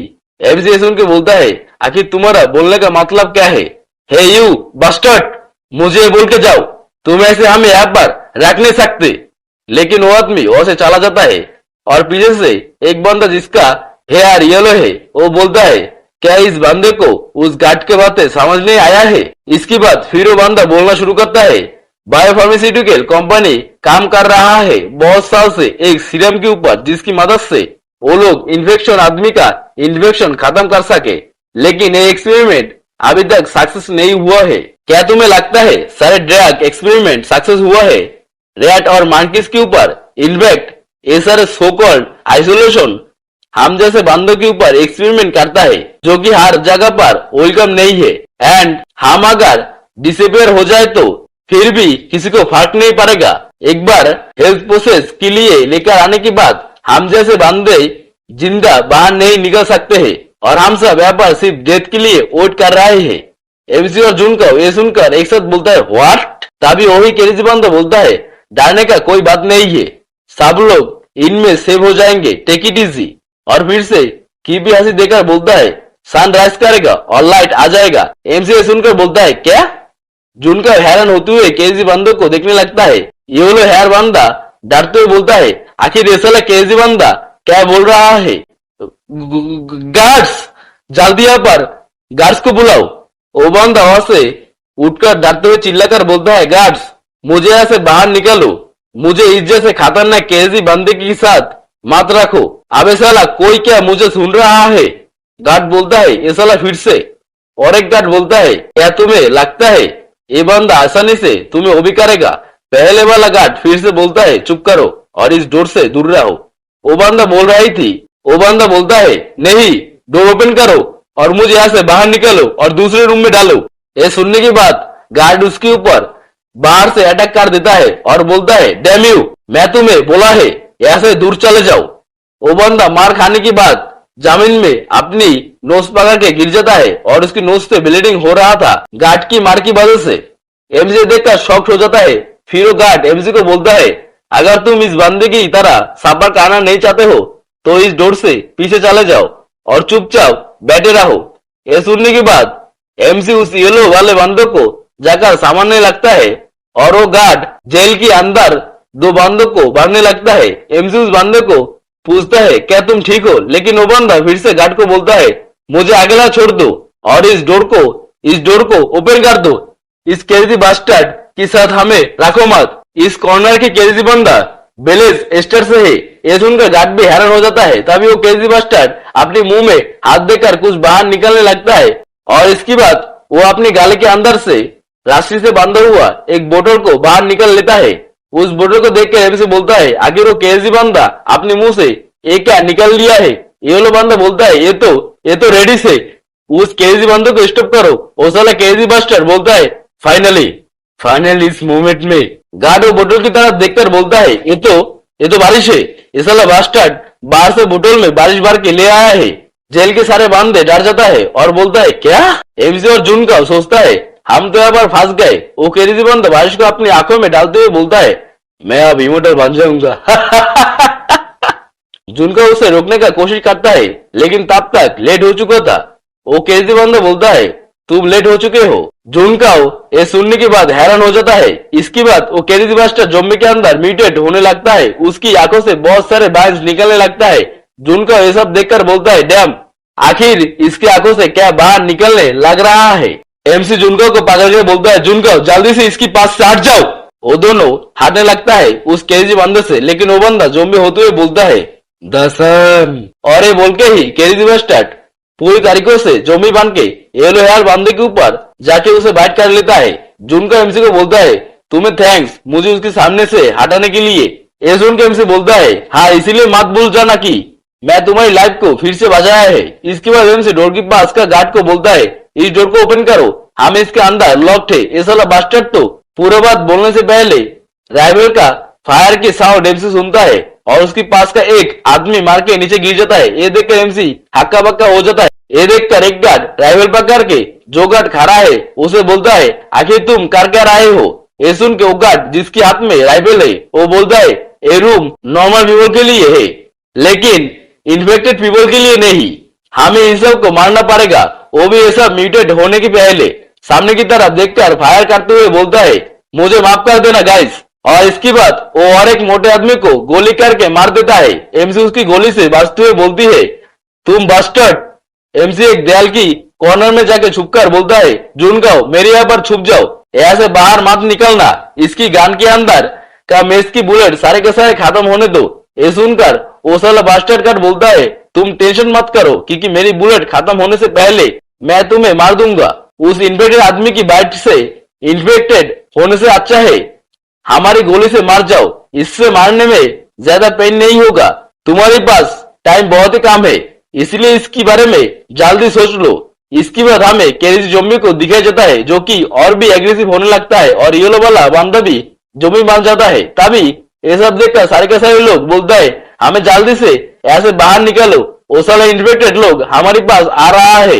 ये दोनों जोम्बी जुनकाओ और बाकी सारे लोगों के ऊपर अटैक कर देता है। जुनकाओ जोम्बी को रोकते हुए बोलता है, बू हम मारने वाले हैं। एमसी सुन के बोलता है, मैं ऐसा नहीं सोचता हूँ, उसे और कुछ टाइम के लिए होल्ड करके रहो जुनकाओ। ये बोलने के बाद एमसी उस राइफल वाला बंदे का पाँव अपने बेल्ट से बांध कर लेता है और जेल के अंदर खींचने लगता है और बोलता है, साला बास्टर्ड गार्ड तुम हमारे साथ टिक करोगे, अब देखता हूँ कि तुम कहां पर भागते हो। गार्ड बोलता है, मेरी लेग। एमसी उस गार्ड को जमीन में गिरा लेता है और बेल्ट के साथ अपने हाथ को बांध लेता है। तभी वो गार्ड बैठ के एमसी के सर के ऊपर गन पॉइंट कर लेता है और एमसी को बोलता है, मुझे जाने दो और नहीं तो मैं तुम्हें मार दूंगा। एमसी सुन के बोलता है, डोर को ओपन करो और गन को जेल के अंदर थ्रो करो। अगर तुम मुझे मार दोगे तो तुम भी बाहर नहीं जा पाओगे और तुम और मैं सभी इन्फेक्टेड होकर मार जाएंगे। यहाँ पर जो भी हो मैं तो यहाँ पर मार जाऊंगा। मैं इस बात को सोचकर खुश हो जाऊंगा कि तुम भी मेरे साथ मार जाओगी, तो आखिर तुम क्या पसंद करोगे? जुनका सबको हटाते हुए बोलता है, बू ये सब इन्फेक्टेड हो चुका है। एमसी गार्ड को फिर से बोलता है, मुझे मार दो और नहीं तो डोर को ओपन करो। ये सुनकर गार्ड गुस्से होकर अपनी मान में बोलता है, ये साला बास्टर्ड। ये सोच के एमसी की तरफ वो इस जेल की चाबी और गन फेंक देता है और बोलता है, ये लो चाबी और इसे ओपन कर लो खुद ही। एमसी देखकर बोलता है, साला बास्टर्ड तुम इसको क्यों इतना दूर फेंक दिया है, डैम। और इसके बाद एमसी उसको छोड़ देता है और सामने की तरफ भागने लगता है और जाके राइफल और की जाके उठा लेता है और बोलता है, मैं इसे पा लिया है। जुनका बोलता है एमसी को, बू तुम और मैं सिर्फ इन्फेक्टेड नहीं हुए हैं। एमसी जुनका को बोलता है, जुनकाओ तुम्हारे हेड को नीचे करो। और ये बोल के एमसी उस जोम्बी की तरफ गोली करने लगता है लेकिन राइफल से गोली नहीं निकलता है। ये देखकर एमसी राइफल को चेक करके देखता है, उसके अंदर उसका मैगजीन नहीं है। ये देख के एमसी चिल्लाकर एमसी बोलता है, व्हाट इसके मैगजीन कहाँ है? तब ऐसा वाला बास्टर्ड गार्ड की भी हंसी देते हुए बोलता है, तुम्हारी माइंड यूज करो, मैं कैसे तुम्हें एक राइफल दे सकता हूँ, वो भी बुलेट के साथ। और ये बोल के जाते हुए फिर बोलता है, अपने ऊपर ख्याल रखना तुम इडियट। सामने की बंदा बोलता है, जल्दी से अलार्म बजाना होगा और ऐसे जाके इस फ्लोर को आइसोलेट कर देना होगा। पीछे से एमसी उसे गाली देते हुए खड़ा रहता है। इसके बाद जुनकाओ बू को बोलता है, बू उसे जाने दो और डोर को ओपन करो। एमसी डोर को ओपन करने की कोशिश करते हुए बोलता है, मैं डोर को खोलने की कोशिश कर रहा हूँ लेकिन मुझे पता नहीं है कि इसमें से कौन सा राइड है। इसके बाद एमसी डोर को खोलते हुए बोलता है, मैं इसे ओपन कर लिया है, जुनकाओ चलो बाहर आ जाओ। जुनकाओ ये बोलकर एमसी पीछे देखता है और वो देखता है जुनकाओ को ऑलरेडी दोनों तरफ से जोम्बी बाइट कर लिया है। जुनकाओ एमसी को बोलता है, बू मैं इस टाइम पे तुम्हारे साथ नहीं जा पाऊंगा, मैं तुमसे माफी मांगता हूँ। तुम्हें हर टाइम मेरे बारे में चिंता कराने के लिए मुझे डर है, मैं तुम्हें मेरी अगली लाइफ में सारे के सारे डाब चुकाऊंगा। वो भी जुनकाओ रोते हुए बोलती है एमसी को और भी बोलता है, प्लीज क्यों क्या टेक केयर करना।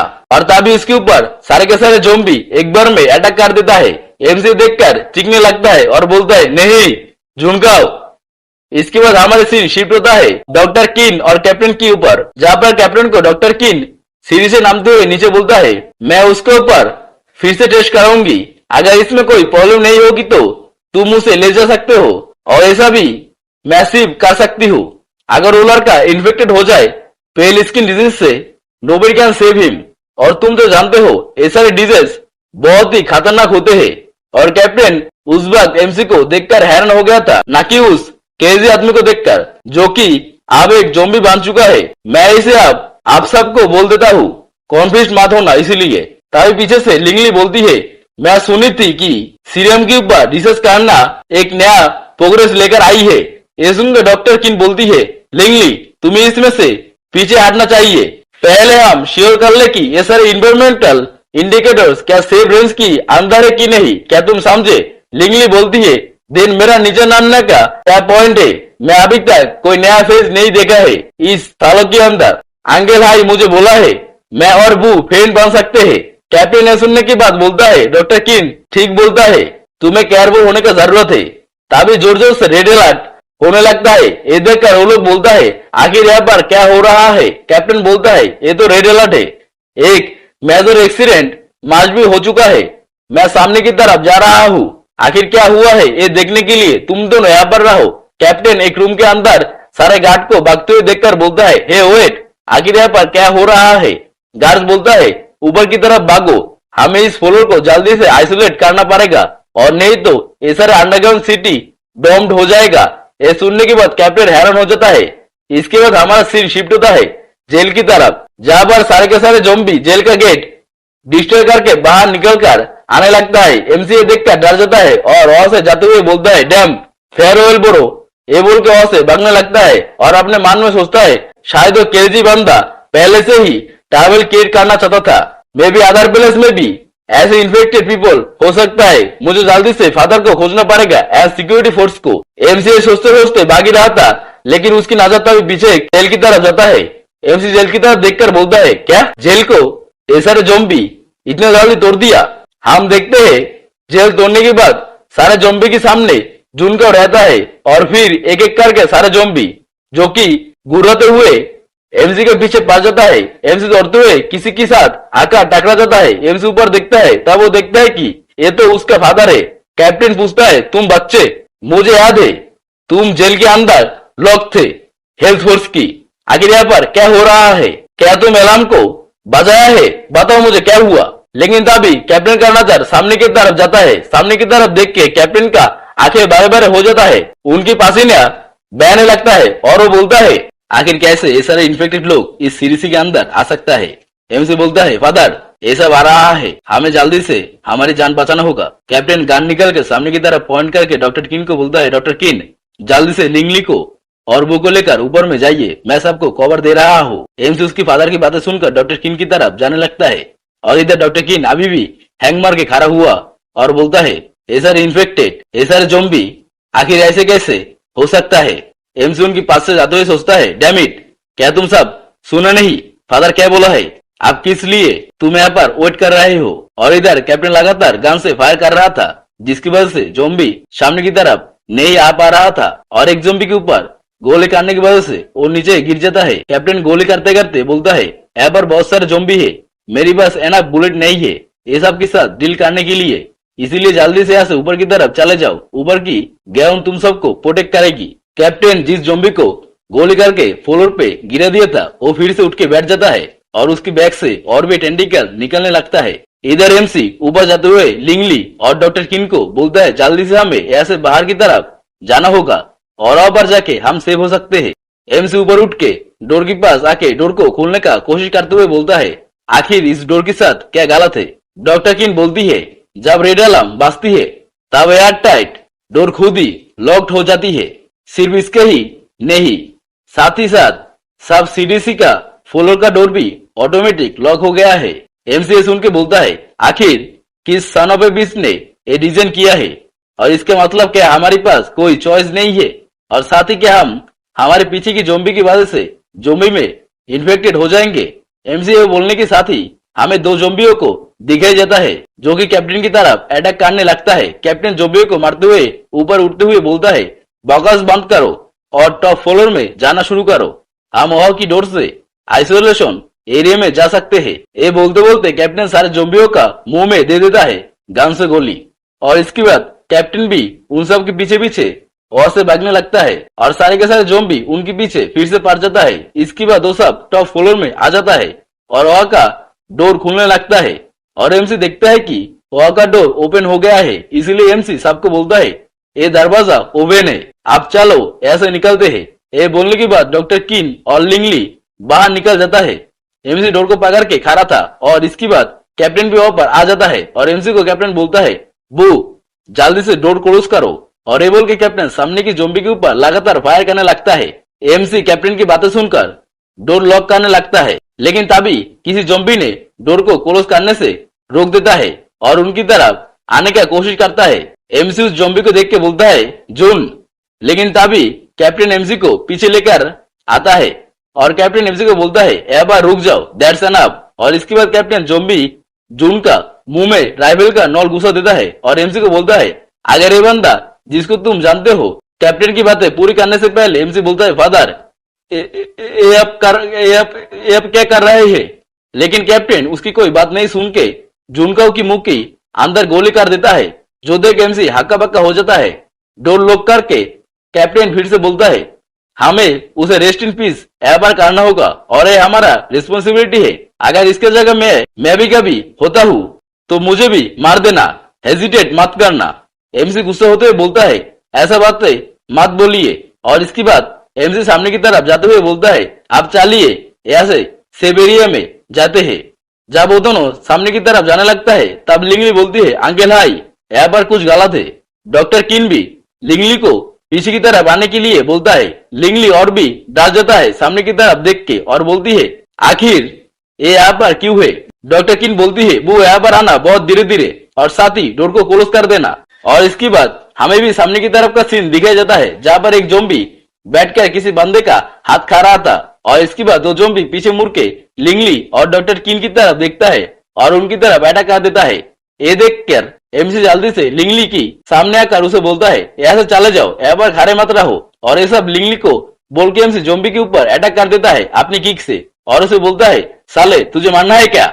एमसी के अटैक खा के ज़ॉम्बी बहुत दूर जाके गिरता है और पीछे से कैप्टन आकर उस ज़ॉम्बी के ऊपर लगातार फायर करने लगता है, जिसकी वजह से ज़ॉम्बी और बार ही मारा जाता है। एमसी सामने की तरफ देख के कैप्टन को बोलता है फादर सामने की तरफ देखो, श्योर एंड अब सीडीसी एक ही पैलेस नहीं है जो कि डेंजर में है, मे भी पूरी अंडरग्राउंड सिटी अब सेफ नहीं है। सामने की तरफ का हर एक चीज टूटा फूटा है और साथ ही एक इंसान भी मारा पड़ा है और उसकी दोनों हाथ काटा हुआ है। कैप्टन ये सब देखकर बोलता है ये सब तो सिक्योरिटी फोर्सेस का सोल्जर है, ये सब के पास गन था तो फिर भी ऐसे कैसे हो सकता है। इसके बाद कैप्टन एक जगह पर उंगली करके एमसी को बोलता है उधर वॉल के ऊपर देखो, शायद कोई बंदा स्प्रे पेंटेड करके कुछ लिखा है, शायद ये सब कुछ बेलेजेस्टर की इंसानों लिखा है और वॉल में पेंट करके लिखा गया है द सनिस, जो कि जेल का वो क्रेजी बस्टर्ड जो बोला था वो सब लिखा हुआ है। डॉक्टर किन वॉल के सारे बातें लिखे हुआ देखकर बोलती है अगर ऐसा होता है तब मुझे लगता है ये सब नहीं रुकेगा जब तक ये पैलेस डिस्ट्रॉय ना हो जाए। पास से लिंगली डॉक्टर किन की तरफ देखते हुए खड़ी हुई थी, शायद उसको कुछ समझ नहीं आई ये सब बातें वो सभी का। कैप्टन टनल के अंदर सबको सामने की तरफ लेकर जाते हुए बोलता है एबर तो गार्ड्स होना चाहिए, आखिर वो सब कहा गया, बुलेट्स का होल सब जगह है। और सामने की तरफ का वॉल की पेंटिंग को देखो जहाँ पर लिखा है फाइट करो डेविल के अगेंस्ट, और ये सारे गार्ड्स भी शायद खुद को ही गोली करके मार गया है। बेलेजेस्टर का सारे इंसान होना हो वो सारे बंदे ही सीडीसी के ऊपर अटैक कर दिया है। गार्ड्स की लाशें देखकर डॉक्टर किन बोलता है मैं इन सब को पहले ही वार्न कर चुकी हूँ, शायद ये सब मेरी बातें हल्के में ले रहे थे। और इसके बाद एमसी एक साथ 3 बोतल को नीचे से उठाता है और बोलता है ये सारी बोतल अभी भी फुल है। तभी एमसी सामने की तरफ चीखने चिल्लाने का आवाज सुनता है और बोलता है वेट, शायद सामने की तरफ डेंजर है। कैप्टन ये सुन के बोलता है मैं नहीं सोचता हूँ कि सामने की तरफ जा सकते हैं, इसीलिए चलो इसकी ऑपोजिट डायरेक्शन में। ये सुन के लिंगली बोलती है अगर हम सीडीसी में बैक नहीं जाएंगे तभी हमारा सीन शिफ्ट होता है जहाँ कुछ सोल्जर जोम्बियों का साथ फाइट कर रहा था और बोल रहा था ये साला जोम्बी तो बहुत ही फियर्स है, इन सबको हम रोक नहीं सकते हैं, हमें यहाँ से भागना होगा। तभी एक जोम्बी एक सोल्जर को पकड़ के बाइट करने का कोशिश करता है, लेकिन वो सोल्जर उस जोम्बी को पकड़ के ऊपर से हटाकर बाकी सोल्जर के साथ भागने लगता है और बोलता है हम सामने की तरफ नहीं जा सकते हैं, हमें ऑपोजिट डायरेक्शन पर भागना होगा। और वो बोल के जब वो सब भागने लगता है तब पीछे से और भी ज़ॉम्बी आ जाता है और उनमें से एक को फिर से पकड़ लेता है और उसे बाइट कर लेता है। सामने के सोल्जर पीछे मुड़ के ज़ॉम्बियों का ऊपर गोली मारते हुए बोलता है, हमारे करीब मत आओ, हमारे करीब मत आओ, बास्टर्ड। ये बोल के सारे के सारे सोल्जर फिर से ज़ॉम्बी के ऊपर लगातार फायर करने लगता है और इसकी वजह से बहुत सारे ज़ॉम्बी इंजर्ड हो जाता है और कुछ मार भी जाता है। कैप्टन पीछे से ये सब देखकर बोलता है, डैम, अगर सीडीसी ज़ॉम्बी को दोबारा घेर लिया जाता है तब अंडरग्राउंड सिटी डेंजर में पड़ जाएगा।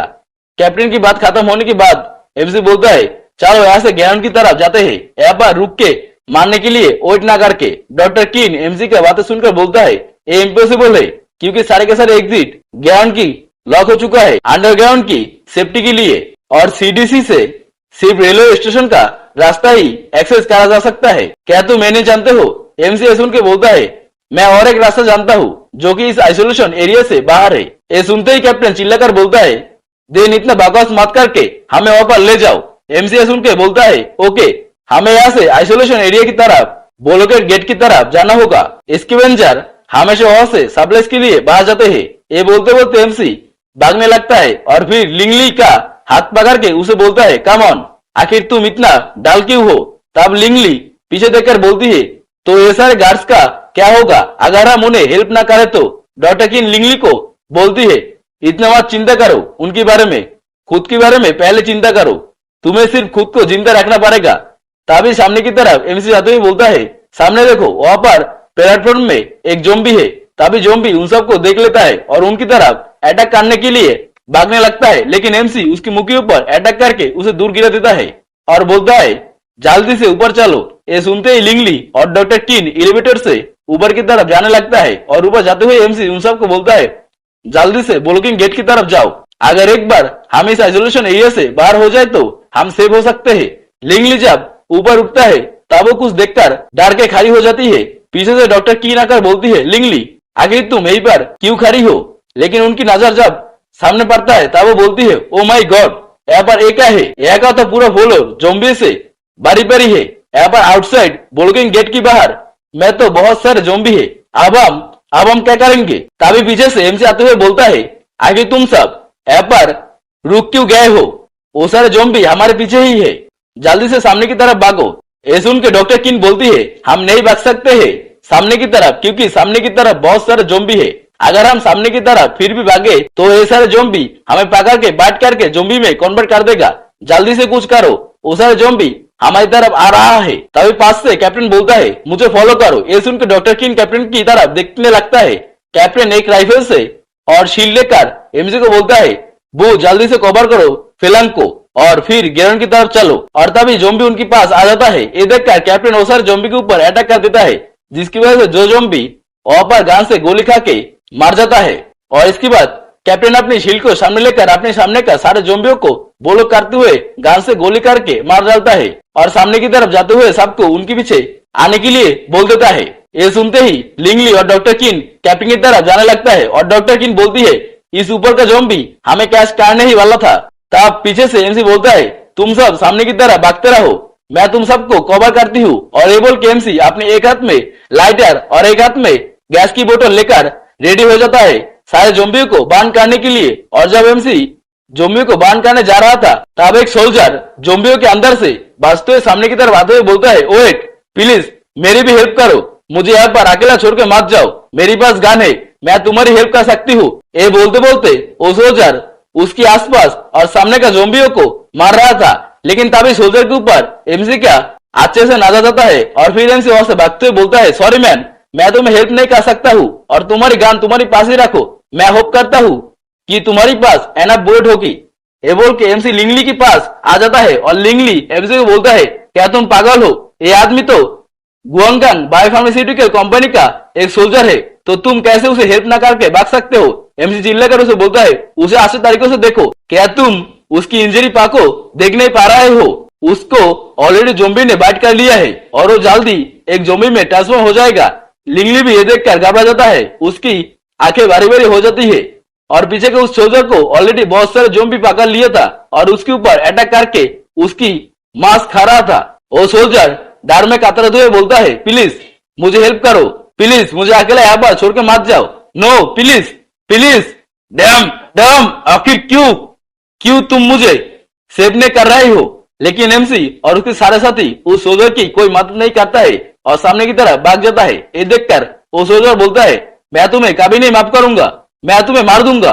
और तभी लिंगली पीछे की तरफ देखता है जहां पर डॉक्टर किन को एक गोली आगा लग गई थी, जिसकी वजह से उसकी ब्लड बहने लगता है। लिंगली ये देखकर बोलती है, डॉक्टर, और उसकी पास जाने लगता है। डॉक्टर किन बोलता है, don't be silly you little girl, तुम सबको डेजर्ट में डाल दोगी। और पीछे का वो सोल्जर बोलता है, डैम, मैं इसे मिस कर दिया। और हम देखते हैं उस बंदे को जोम्बी चीर चीर के खा रहा था। एमसी गैस और लाइटर की मदद से आसपास के जोम्बी को मार रहा था बांध करके। और इसके बाद एमसी उस इन्फेक्टेड सोल्जर के पास आता है और उसके सामने खड़ा होकर राइफल उठाते हुए बोलता है, लाकीली तुम उन सब के ऊपर एक गोली किया है। मैं तो सोचा था कि इस गन की मैगजीन एम्प्टी है और तब तुम मुझे ऐसा सिचुएशन में डाल दिया कि मुझे अब तुम्हें एक पेनफुल डेथ देना होगा। ठीक है, मैं इतना तो हेल्प कर ही सकता हूँ, लेकिन मुझे तुम्हारी एक काम अच्छा नहीं लगा कि मारने से पहले तुम इस राइफल का एक बुलेट वेस्ट कर दिया। और इसके बाद हमें ऊपर से सिर्फ चिकने का आवाज सुनाई देता है और हम देखते हैं कि उस बंदे को जोम्बी चीर चीर के खा रहा था और इसकी वजह से वहां से भाग जाता है। डॉक्टर किन को लिंगली भागते हुए बोलती है, वेट, वो अभी तक नहीं आया है, क्या वो उन जोम्बी का हाथ द्वारा पकड़ा तो नहीं गया है? डॉक्टर किन बोलती है, तुम भागते रहो, तुम सिर्फ उसकी रास्ते का कांटा बनोगे। कैप्टन तब उन दोनों को बोलता है, जल्दी करो, मैं इस ब्लॉकिंग गेट को क्लियर कर चुकी हूँ, हमें यहाँ से जल्दी से जाना होगा। वो सारे जोम्बी फिर से गैदर होने के पहले। और बू, तुम क्या श्योर हो ये रास्ता ठीक है? लिंगली देखता है कैप्टन के ऊपर जोम्बी पीछे से अटैक करने लगता है। ये देखकर वो बोलती है, अंकल हाई, आपने पीछे देखो, उस जोम्बी कैप्टन को बाइट करने ही वाला था, लेकिन उसको आकर एक गोली लग जाता है, जिसकी वजह से वो जोम्बी आकर पीछे गिर जाता है और मार जाता है। और कैप्टन के पास एमसी आकर बोलता है, यस, मैं पीटी श्योर हूँ, यही वो गेट का जगह है जहां पर हम ग्राउंड की तरफ जा सकते हैं, मैं ऑलरेडी सारी जगह चेक किया है। इसके बाद हमारा सीन शिफ्ट होता है बहुत सारे जोम्बियों के ऊपर और एक जगह शटर के नीचे से जोम्बी अंदर की तरफ घुसने लगता है, वो भी बहुत सारे अमाउंट में। और इसके बाद हमारा सीन फिर से एमसी की तरफ शिफ्ट किया जाता है और एमसी जोम्बियों को मारते हुए बोलता है, आखिर आइसोलेशन एरिया से कैसे इतने सारे जोम्बी बाहर आ सकता है? कोई भी नॉर्मल बंदा इस टाइम में इसके अंदर घुस नहीं सकता। ये सुन के कैप्टन बोलता है, ये रोलिंग डोर हम यहाँ पर आने से पहले खुला हुआ था, कुछ बंदा यहाँ से भागे है हम सब आने से पहले, सो इसका मतलब हम अकेला पीपल नहीं है जो कि इस रास्ते को जानते हैं। एमसी की दिमाग में तभी वंशु के बारे में ख्याल आता है और सोचता है, मैं आशा करता हूँ कि वंशु फाइन रहा है। और इसके बाद एमसी अपनी लाइटर जलाकर सामने की तरफ जाते हुए बोलता है, इस तरफ आओ और इस टैक्स को फॉलो करो, बी केयरफुल, यहाँ पर बहुत अंधेरा है एंड यहाँ का रोड अच्छा नहीं है, अगर तुम अटेंशन नहीं दोगे तो तुम। तभी एमसी चीखने का आवाज सुनता है और देखता है कि लिंगली का पा फंस गया है ट्रैक्स में। और लिंगली वहां पर बैठ के बोलती है, आह, मेरी पा इस ट्रैक्स में फंस गई है।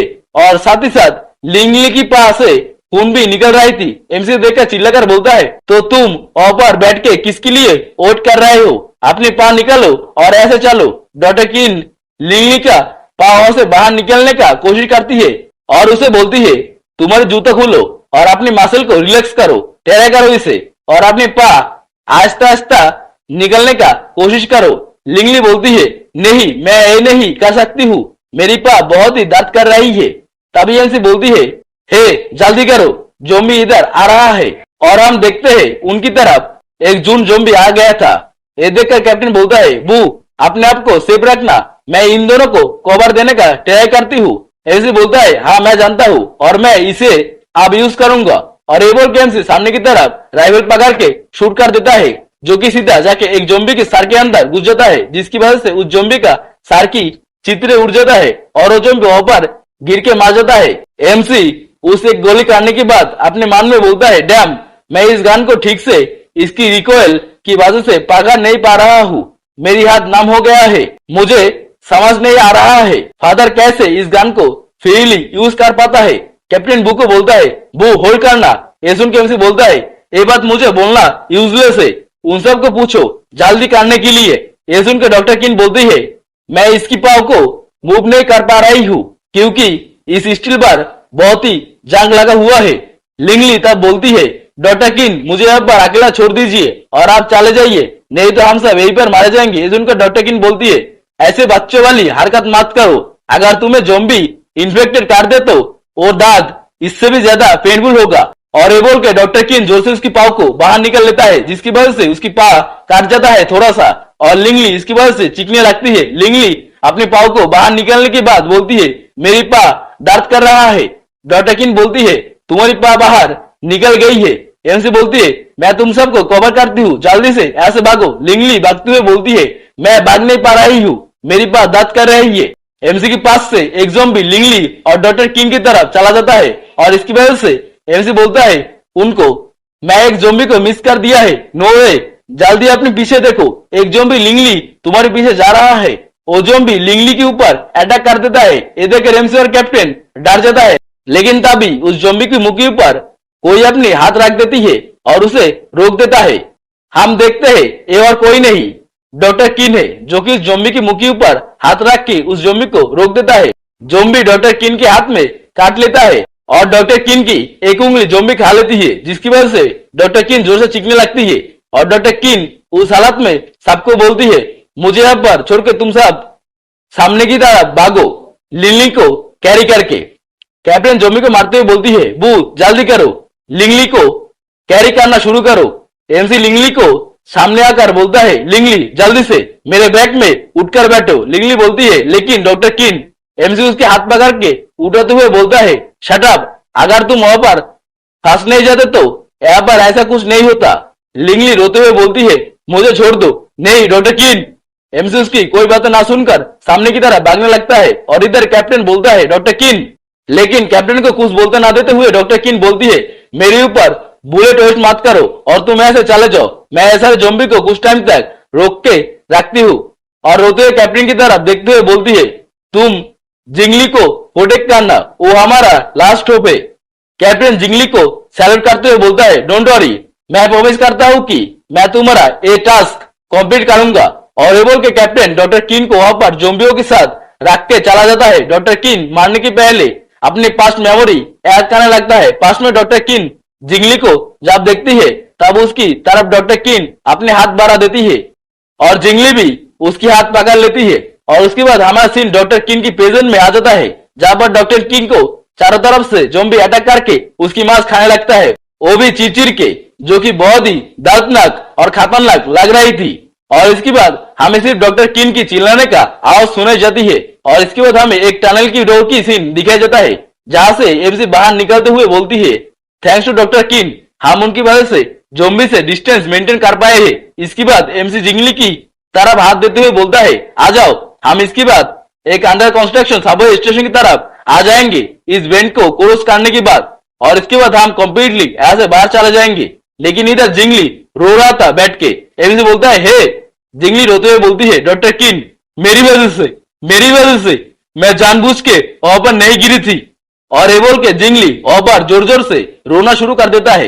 एमसी से बोलता है, शांत हो जाओ और मेरी बात सुनो, वहां पर तुम अगर उन्हें हेल्प करना चाहते थे तो फिर भी तुम उनको हेल्प नहीं कर सकते थे, और तुम यहाँ पर बैठ के ऐसे मत रोया करो। और इसके बाद एमसी गुस्सा हो जाता है और बोलता है, प्लीज यहाँ पर ऐसे बैठ के यहाँ पर रो मत, हम यहाँ से हमारी जान बचा के भाग रहे हैं, क्या तुम हम सबको यहाँ पर मारना चाहते हो? तभी हम देखते हैं कुछ ज़ॉम्बियों को कैप्टन की तरफ आते हुए। कैप्टन ज़ॉम्बी को देखकर बोलता है, हमारे पास कोई बुलेट नहीं है, जल्दी से यहाँ से भागो, अगर ये हमें फिर से पकड़ ले तो इस बार हम मर जाएंगे। और इधर एमसी जिंगली को अपने बैग में लेकर भागने लगता है, और जिंगली एमसी को बोलती है, मुझे माफ करना, मैं तुम्हें टेबल में फंसा दिया है। एमसी सुन के बोलता है, तुम फिर से कोलैप्स मत हो जाना, और अगर तुम कोलैप्स नहीं हो गए तो यही मेरे लिए अब एनफ होगा इस टाइम के लिए, मुझे पकड़ के रहो जब तक कि हम यहाँ से बाहर ना निकल जाए। और उसके बाद एमसी कैप्टन को बोलता है, फादर क्या आप श्योर हो आपका ये प्लान काम करेगा, और आप मेरा लाइट वेस्ट मत करना खाली में। कैप्टन बोलता है, तुम ब्राइट सिर्फ वेट करो और देखो, ये पेस्टिसाइड फुल है कॉम्पेस्ट प्रोपेन एंड ब्यूटेन से। इसके बाद हम देखते हैं कैप्टन ने उस गैस की बोतल के पास लाइटर जला के रख दिया था, और आहिस्ता आहिस्ता उस लाइटर की वजह से बोतल गर्म हो रही थी, और जब ज़ॉम्बी उस लाइटर और बोतल के सामने आ जाता है तब वो सारे बोतल वहां पर फट जाता है, जिसकी वजह से वहां पर धमाका होता है। और इसके बाद कैप्टन वहां से जाने लगता है और कैप्टन पीछे मुड़ के बोलता है मेरा प्लान सक्सेस हो चुका है और अब ये सारे जोम्बी का डेड बॉडी बैंड से कुछ टाइम तक जोम्बियों को अंदर आने नहीं देगा। और इसके बाद एमसी दौड़ते हुए कैप्टन को बोलता है जल्दी से सीढ़ी से ऊपर उठ जाओ हमारे साथ, तो हम यहाँ से बच सकते हैं। कैप्टन पीछे ऊपर की तरफ देख के बोलता है मैं इसे देख लिया है, एक कलर तो सनसेट का है। जिंगली भी ये देख के बोलती है ये तो गोल्डन है। एमसी सुन के बोलता है आखिर गोल्डन क्या है, और ये बोल के एमसी ऊपर देखते हुए बोलता है ये तो देखने में नाइट से कुछ डिफरेंट है, इंटरेस्टिंग। और आखिर ऐसा क्यों लग रहा है कि हम आइसोलेशन एरिया से बाहर जा रहे हैं। जो भी हो ये मैं मेरी आंखों से जल्दी देख लूंगा। ये बोल के एमसी सीढ़ी चढ़ने लगता है, लेकिन तभी सीढ़ी का एक लकड़ी टूट जाता है। ये देख कर एमसी चिढ़ते हुए बोलता है डैम, मैं अभी तक इसके ऊपर इतना जोर नहीं दिया है तो कैसे उठ का जंक्शन इतना आसानी से ब्रेक हो सकता है, व्हाट द फक। और इसके बाद एमसी कैप्टन को बोलता है फादर इस सीढ़ी बहुत ही कमजोर है, इसीलिए उठने का समय केयरफुल रहना। कैप्टन सीढ़ी की तरफ भागते हुए आ रहा था और उनके पीछे जोम्बी आ रहा था। जिंगली बोलती है ओ नो अंकल आपके पीछे जोम्बी आ रहा है, ये सब तो आपको पकड़ लेगी। कैप्टन जोम्बियों को पीछे देखकर सामने की तरफ दौड़ते हुए बोलता है it's not a big deal, तुम सब रुकना मत, ये सारे जोम्बी बहुत ही स्ट्रॉन्ग है, साथ ही माइंडलेस भी है, ये सब जानते नहीं है कैसे सीढ़ी से क्लाइम करा जा सकता है। एमसी सुनकर बोलता है ये सीढ़ी बहुत साल से रिपेयर नहीं किया गया है, मुझे डर है कि ये हमारा ज्यादा वेट नहीं होल्ड कर सकता है, हमें ऊपर जल्दी से जाना होगा। मेरा शोल्डर को बहुत टाइट से पकड़ लो जिंगली, अगर तुम ऐसे नीचे गिर जाओगे तो तुम जानते हो तुम्हारी साथ क्या होगी। ये सुन के जिंगली एमसी को बहुत टाइट से पकड़ लेता है, जिसकी वजह से एमसी बोलता है आउच, आस्ते से, क्या तुम मुझे टॉर्चर करना चाहते हो। तभी एमसी नीचे देखता है कि सारे जोम्बी सीढ़ी के पास आ गया था। कैप्टन सारे जोम्बी को पास आते हुए देखकर बोलता है ये साला जोम्बी तो आग में बान होने के बाद भी यहाँ पर आ रहा है। और तभी एक जोम्बी कैप्टन का पा पकड़ लेता है। कैप्टन ये देखकर डर जाता है और अपने पा की तरफ देखता है और भी जोम्बी आकर उसकी पा पकड़ लिया है। कैप्टन ये देखकर उस जोम्बी की मुख के ऊपर किक मारता है और उसे हटा देता है, लेकिन उतने में बहुत सारे जोम्बी आकर कैप्टन की पा फिर से पकड़ लेता है। कैप्टन एमसी को बोलता है मेरे बारे में चिंता मत करो, मैं इसे संभाल लूंगा। एमसी बोलता है लेकिन मैं इस सिचुएशन में ये लेकर ऑडियो की ये सीढ़ी आखिर टूट ना जाए, मुझे नहीं पता है कि ये सीढ़ी हमारा वेट को कितनी देर तक संभाल लेगी। तभी सीढ़ी का एक नट खुल जाता है। एमसी देखकर बोलता है इस सीढ़ी का एक नट खुल के गिर गया है, अगर ऐसा ज्यादा टाइम होगा तो। तब कैप्टन एमसी को बोलता है ये सीढ़ी हमें ज्यादा टाइम तक होल्ड नहीं कर सकता है, हमें जल्दी से इस सीढ़ी का टूटने से पहले ऐसे निकलना होगा। ये बोलते ही सीढ़ी टूट जाता है।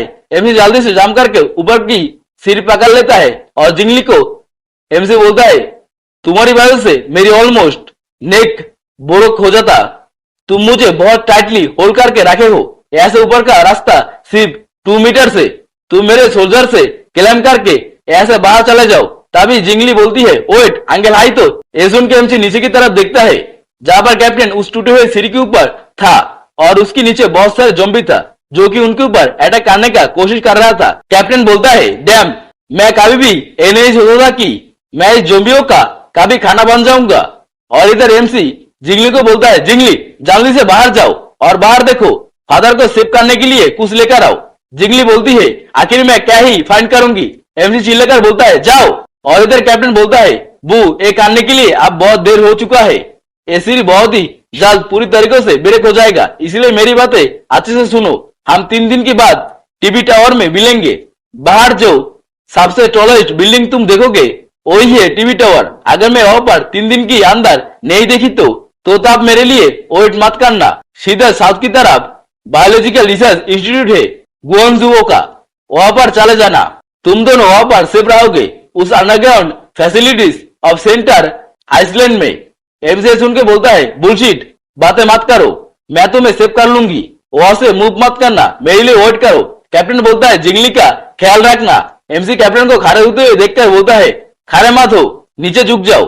कैप्टन उसकी बात इग्नोर करके बोलता है तुम जानते हो जिंगली हमारे लिए कितना इंपॉर्टेंट है, उसके बिना तुम कभी भी बायोलॉजिकल रिसर्च इंस्टीट्यूट में अलाउ नहीं होगे रहने के लिए। और इसके बाद कैप्टन ऊपर की तरफ कुछ फेंकता है और बोलता है इसे अपने पास रखना, और मैं जो तुम्हें पहले सिखाया था वो तुम्हें इसके बाद हेल्प करेगा। और इसके बाद कैप्टन की सीढ़ी टूट जाता है पूरी तरीकों से और नीचे गिरने लगता है। एमसी और जिंगली चिल्लाकर बोलती है नो, लेकिन उतने में देर हो चुकी है। कैप्टन जोम्बियों के बीच गिर जाता है और ये देखकर एमसी ऊपर उठते हुए बोलता है ये सब कुछ एक फ्लैश की तरह हो गया है। मैं उनके साथ और एक मोर वर्ड भी बोल नहीं सका। आखिर ऐसे कैसे हो सकता है? और उनकी फिगर भी डिसअपियर हो चुका है डार्कनेस के अंदर। आखिर ऐसे कैसे हो सकता है? मैं मेरी आंखों को ओपन रखने का कोशिश कर रहा था और उन्हें खोजने लगता हूँ, लेकिन ऐसे जोम्बी के बीच मैं उनको उस सीढ़ी के अलावा और कुछ नहीं देख पा रहा हूँ। और उसके बाद वो दोनों ऊपर आ जाता है। जिंगली एमसी को रोते हुए बोलता है बू, हम हमारा 2 लोगों को खो चुके हैं। एमसी सुन के अपने हाथ में कैप्टन की वही चीज लेकर बोलता है चुप करो, फादर सिर्फ एक डिफरेंट रूट लिया है। मैं जानता हूँ वो कर सकता है। और इसके बाद हमें बहुत पहले का सीन दिखाया जाता है जहां पर एमसी बहुत छोटा था और कैप्टन उसे बोल रहा था सब कुछ रेडी है, एक बार अटेंशन दो, इस स्क्रू को अंदर से खुल के दुबक करो और फिर इसको एक दूसरे के साथ घिसने लगो। इस तरह करने के बाद तुम इससे फायर जला सकते हो। कैप्टन फायर जला के एमसी को दिखाते हुए बोलता है देखो एक कितना आसान है, क्या तुम इससे ट्राई करना चाहते हो? इससे तुम कभी भी किसी भी जगह पर फायर जला सकते हो, टेक इट। एमसी ये देखकर और सुनकर बोलता है मुझे ऐसे स्पेशल लर्न करने का जरूरत नहीं है और मैं इसे यूज करना जानता हूँ, बट मुझे लगता है कि तुमने मुझे जो लाइटर दिया है वो ज्यादा यूजफुल है मेरे लिए। ये लाइटर आसानी से जल जाता है ऑयल की मदद से और ये हर जगह मिल सकता है। क्या तुम्हें नहीं लगता तुम्हारी गैजेट सिर्फ अननेसेसरी है? ये सुन के कैप्टन बोलता है इस लाइटर की ऑयल अब हर जगह नहीं मिलता है, इस फ्यूल ऑयल अब खत्म होने में आया है इस प्रेस को इतने साल चलाने की वजह से, और ये ऑयल जब एक दिन खत्म हो जाएगा तब मेरी ये अननेसेसरी चीज तुम्हारी मदद करेगा, क्या तुम समझे? तब एमसी उस गैजेट को कैप्टन के हाथ से लेते हुए बोलता है फाइन, मैं समझ गई, मुझे आपकी बातें की जैसे सोल्जर भी बोलते हैं ये सब, और आखिर ये सारे टीचिंग मेरा आप क्या ही यूज में आएगा। और अगर हमारे पास सारे फूड और ऑयल खत्म हो जाए और अगर आप ओल्ड हो जाए तो मुझे फिर भी चिंता करने का कोई जरूरत नहीं है। मैं आपको प्रोटेक्ट करूंगी जो कि अभी तक आप मुझे सिखाया है उससे। कैप्टन हंसते हुए एमसी की माथे के ऊपर हाथ रख के बोलता है यू सिली बॉय, मैं ये जान के खुश रहूंगा अगर तुम खुद को ही टेक केयर खुद ही कर सकोगे तो, एंड मे बी मैं उस टाइम पर तुम्हारे साथ नहीं रहूंगा। एमसी सुन के बोलता है ये इम्पॉसिबल है, आप इस अंडरग्राउंड सिटी का सेकेंड स्ट्रॉन्गेस्ट पर्सन हो और अगर सबसे स्ट्रॉन्गेस्ट फर्स्ट पर्सन की बात बोली जाए तो वो मैं हूँ। सो इसीलिए हम एक गुड लाइफ जी सकते हैं अगर इस अंडरग्राउंड सिटी कभी भी डिस्ट्रॉय हो जाएगा तो। कैप्टन हंसते हुए बोलता है तो ठीक है नंबर 1 बू, प्लीज मेरा टेक केयर करना फ्यूचर में। और इसके बाद हमारा सीन प्रेजेंट में आ जाता है। एमसी बोलता है जो भी हो इन तक मैं ही हूँ सिर्फ जो कि हर समय उनकी द्वारा गुड केयर में रहा। जिंगली रोते हुए एमसी को बोलती है बू। एमसी अपनी आंखों के ऊपर हाथ रख के बोलता है डैम, बाहर का सनलाइट बहुत ही ज्यादा है। इसके बाद एमसी उठ के खड़े हो जाता है और बोलता है जिंगली को, जिंगली रोना बंद करो, हमें यहाँ से जाके किसी जगह पर शेल्टर लेना होगा, वो भी नाइट होने के पहले। हमें 3 दिनों के अंदर टीवी टावर में जाना होगा फादर के साथ मीट करने के लिए। जिंगली बोलती है लेकिन अंकल हाई तो। जिंगली को अपने कंधों पे एमसी उठाते हुए बोलता है बकवास तो मत करो, मैं बोला ना वो अच्छा रहेगा, फादर बहुत ही स्ट्रॉन्ग है। अब तक मैं जितने भी लोग की साथ मिला हूँ उन सब से इस वर्ल्ड में ऐसा कुछ नहीं है जो उन्हें डिफीट कर सके। हमें उनके ऊपर टच करना पड़ेगा और हमारे यहाँ पर यह आना बहुत ही डेंजरस है। मुझे एक सेफ प्लेस ढूंढना होगा पहले, एंड इसके बाद तुम्हारे गांव का भी टेक केयर करना होगा। और मैं जानता हूँ कि तुम्हारे पापा का एंकल स्प्रेंट कर गया है, इसलिए कुछ टाइम तक होल्ड करो। चलते चलते एमसी सामने की तरफ आते हुए और भी बोलता है हम एक नैरो स्केप से बाहर आ चुके हैं, अब हम कहाँ पर है? ये तो शायद एक रियल हेल है अर्थ में। जिंगली बोलती है मैं फाइनली बाहर का वर्ल्ड देख चुकी हूँ, ये वही जगह है जहाँ पर सारे लोग आना चाहता है। एमसी बोलता है ये ओल्ड वर्ल्ड आर्मिस्टिक डे की बात तो बहुत ही क्वाइट है और साथ ही साथ ये वर्ल्ड बहुत ही बिग है और साथ ही साथ एम्प्टी है।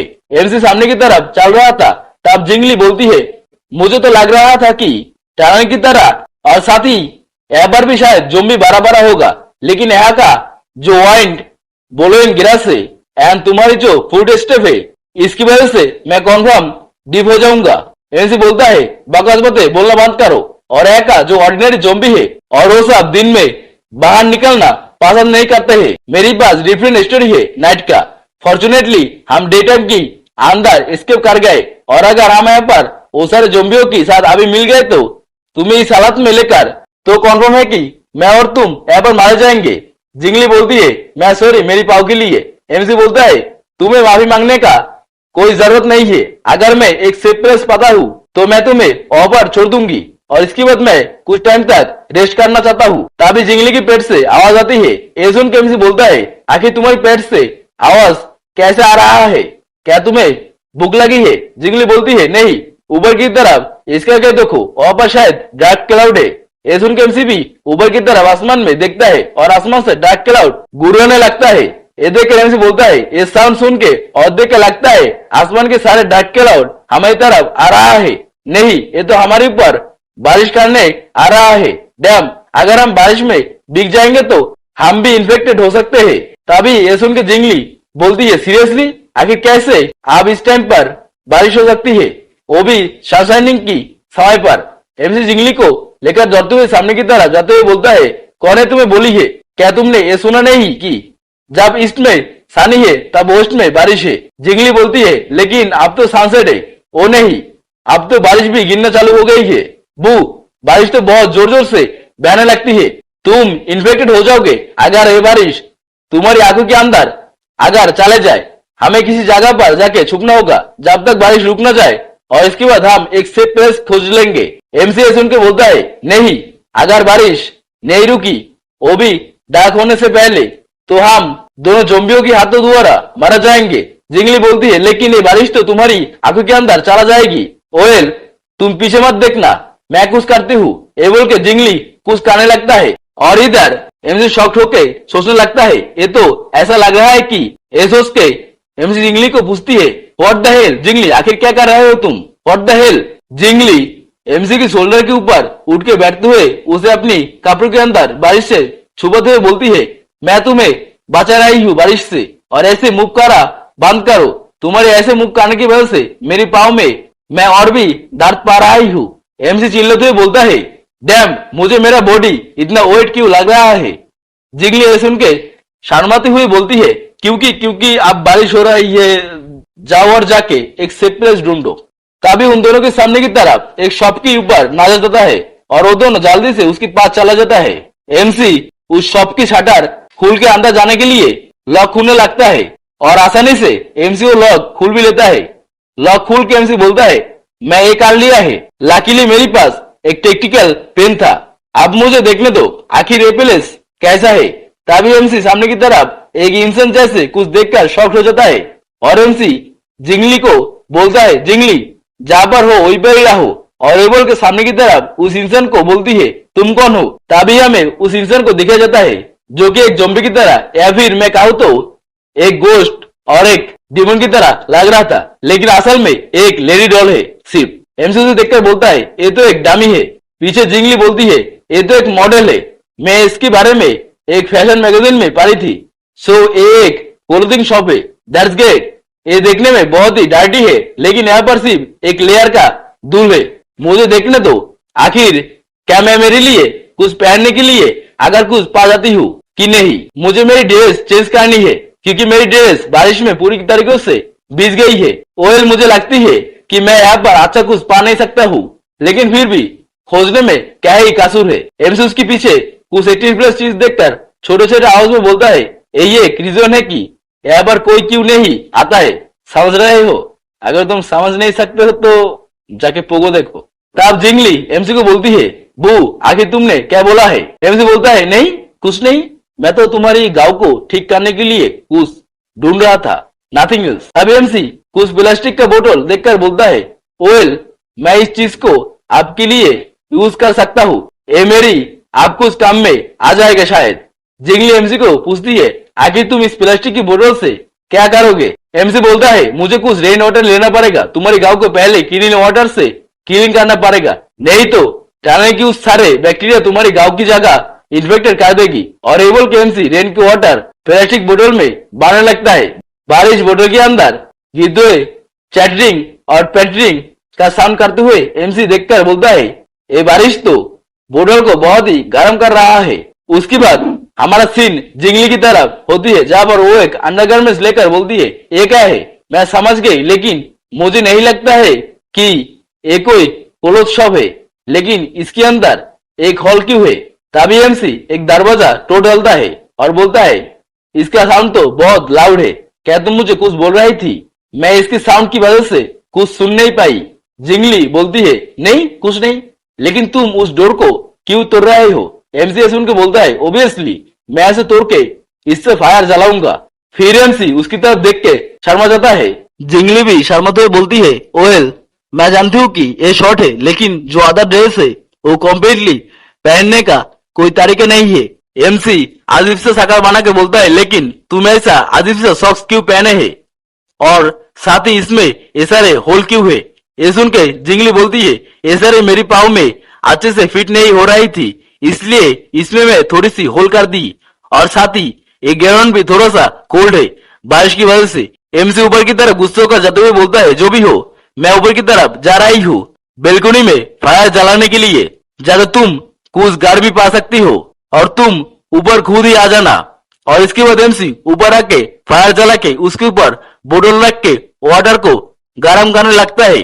जिंगली भी ऊपर आके एमसी को बोलता है, फायर जला के उसके ऊपर नेट देकर कपड़े सुखाना और वाटर को बॉयल करना एक गुड आइडिया है, लेकिन मुझे समझ नहीं आ रहा है कि ये सारे प्लास्टिक का बोतल अभी भी क्यों नहीं मेल्ट हो नहीं गया है। एमसी सुन के बोलता है, क्योंकि ये सारे बोतल प्लास्टिक का नहीं है, ये तो गिलास का है, और साथ ही साथ वाटर उसके अंदर होने की वजह से इसको कुछ नहीं हो रहा है। या ये सारे वाटर शायद अब ठीक तरह से बॉयल हो गया है और ये शायद आप पीने लायक है। एमसी इसके बाद वो पानी खाने लगता है और फिर जिंगली की तरफ देखकर बोलता है, आखिर तुम मेरी तरफ ऐसे देख क्यों रहे हो? ये तो कॉमन सेंस है कि वाटर पीने के आगे इसे फिल्टर और नहीं तो इसे बॉयल करके खाना चाहिए। अगर तुम ऐसा नहीं करोगे तो तुम इन्फेक्टेड हो सकते हो। क्या तुम ऐसा नहीं जानते हो? जिंगली बोलती है, हाँ मैं जानती हूँ, लेकिन एमसी बोलता है, क्या तुम वाटर पीना चाहते हो? जिंगली बोलता है, हाँ। ये सुन के एमसी उसे वाटर दे देता है पीने के लिए। जिंगली एमसी को बोलती है, लेकिन तुम तब क्या पियोगे? एमसी उसे बोलता है, ऐसे बुलशिट की तरह बातें मत करो, मेरे पास और एक बोतल है पीने के लिए, तुम ये बोतल खा लो, और वैसे भी मेरा इतना वाटर से कुछ नहीं होगा, तुम इसे पी लो।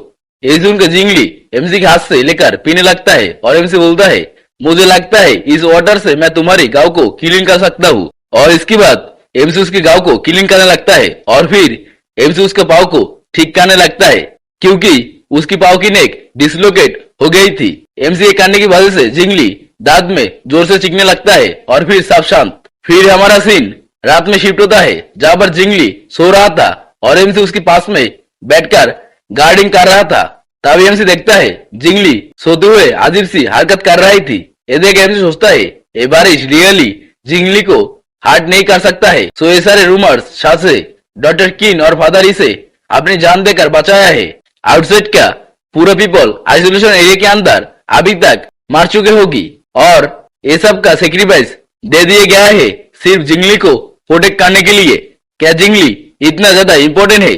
तभी एमसी कुछ सुन के चौकन्ना हो जाता है और तब वो सुनता है कोई बोलता है, हमें हेल्प करो। ये सुनते ही एमसी जल्दी से सारे के सारे फायर वाटर से बुझा देता है और इसकी वजह से जिंगली का भी नींद टूट जाता है और उठकर बोलती है, आखिर क्या हुआ? एमसी जल्दी से उसके मुंह पकड़ के बोलती है, शांत हो जाओ, कुछ भी आवाज मत करना, कुछ लोग आउटसाइड में आया है और सब यहाँ पर शॉप की तरफ आ रहा है। तभी हमें दो बंदों को दिखा जाता है। उस दो लोग के अंदर से एक की खून जमीन पर गिर रहा था। तब हमें उन दोनों को दिखा जाता है, जहां हम देखते हैं एक लड़की और एक लड़के को, और यहाँ पर इस लड़का इंजर्ड था और लड़की उस लड़के को सपोर्ट देकर शॉप की तरफ बढ़ रहा था। लड़की उस लड़के को बोलता है, बेई और कुछ टाइम होल्ड करो, हम वहां पर आ गए हैं। वो लड़का बोलता है, नियन मेरी लेग में बहुत ही ज्यादा दर्द कर रहा है, मैं ऐसे और चल नहीं सकता हूँ। नियन बोलती है, होल्ड करो, हम वहां पर ऑलमोस्ट आ गए हैं। मैं उस बिल्डिंग पर कुछ लोग देखी है, अगर हम वहां पर इंटर कर पाए तभी हमें एक बंदे को दूर से उनके ऊपर स्कोप से पॉइंट करते हुए देखते हैं और वो बंदा एक तीर टाइप कुछ शूट कर देती है नियन के ऊपर और वो तीर सीधा आकर नियन की चेस्ट के अंदर घुस जाती है और साथ ही और तीर आके नियन की गाले पर और भी बहुत सारे जगह पर लग जाती है। ये देखकर वो लड़का बोलता है, नियन आखिर ऐसे कैसे हो सकता है? नियन क्या तुम ठीक हो? और वो बंदा अभी भी पीछे से स्कोप से ये सारी चीज होते हुए देख रहा था। जिंगली ये देखकर बोलती है, गॉड कोई उनके ऊपर एरो से शूट कर रही है, हमें उन सबको हेल्प करना चाहिए। तभी एमसी उसके हाथ पकड़ लेता है और बोलता है, स्टॉप, तुम यहाँ से जा नहीं सकते और साथ ही यहाँ पर खड़े भी रह नहीं सकते हो। क्या तुम यहाँ पर सुसाइड करना चाहते हो? और इधर वो लड़की जमीन पे गिर के मार रही थी और बोल रही थी, प्लीज मेरी हेल्प करो, मैं मारना नहीं चाहती हूँ। वो लड़का बेलट बंद करने का कोशिश कर रहा था और बोलता है, ये बेलट तो रुकता ही नहीं है। नियन मैं नहीं जानता हूँ कि मैं कैसे तुम्हें सेव करूँ, मैं इस बेलट को रुक पा नहीं रहा हूँ।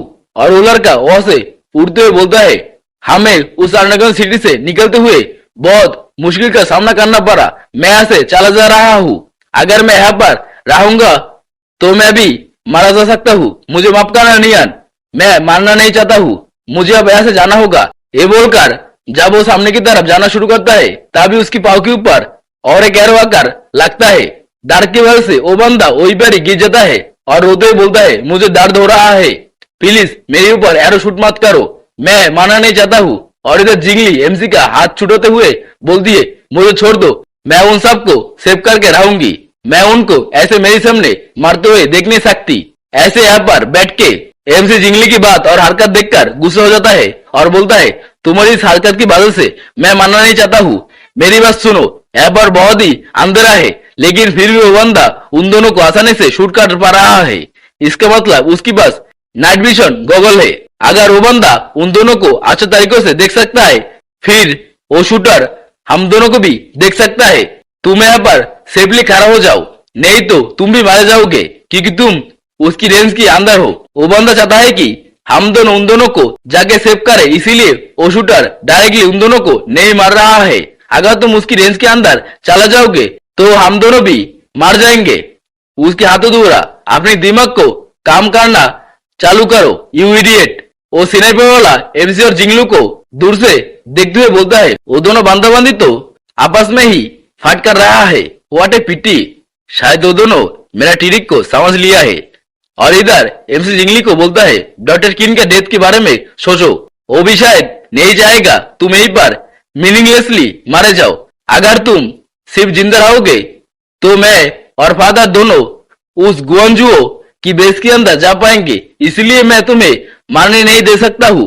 जिंगली बोलती है, हम सब इंसान है, आखिर कैसे वो बंदा ऐसा कर सकता है? ये सुन के बोलता है, तुम्हें देखकर लगता है तुम बाहर की कुछ अभी तक नहीं देखा है, सिर्फ उस गुआनगान की फार्मास्यूटिकल कंपनी के अंदर बहुत टाइम तक रहते हो, तुम इस इंसानी वर्ल्ड को लेकर मिसअंडरस्टैंडिंग कर रहे हो। अगर इंसान को जिंदा रहना है तो वो सब एक बार भी किसी और के बारे में चिंता नहीं करता है, वो सब खुद को जिंदा रखने के लिए किसी और इंसान का जान लेने में एक बार भी नहीं सोचता है। और यही है इंसान की असली पहचान, वो सब रिसोर्सेस के लिए कुछ भी कर सकता है।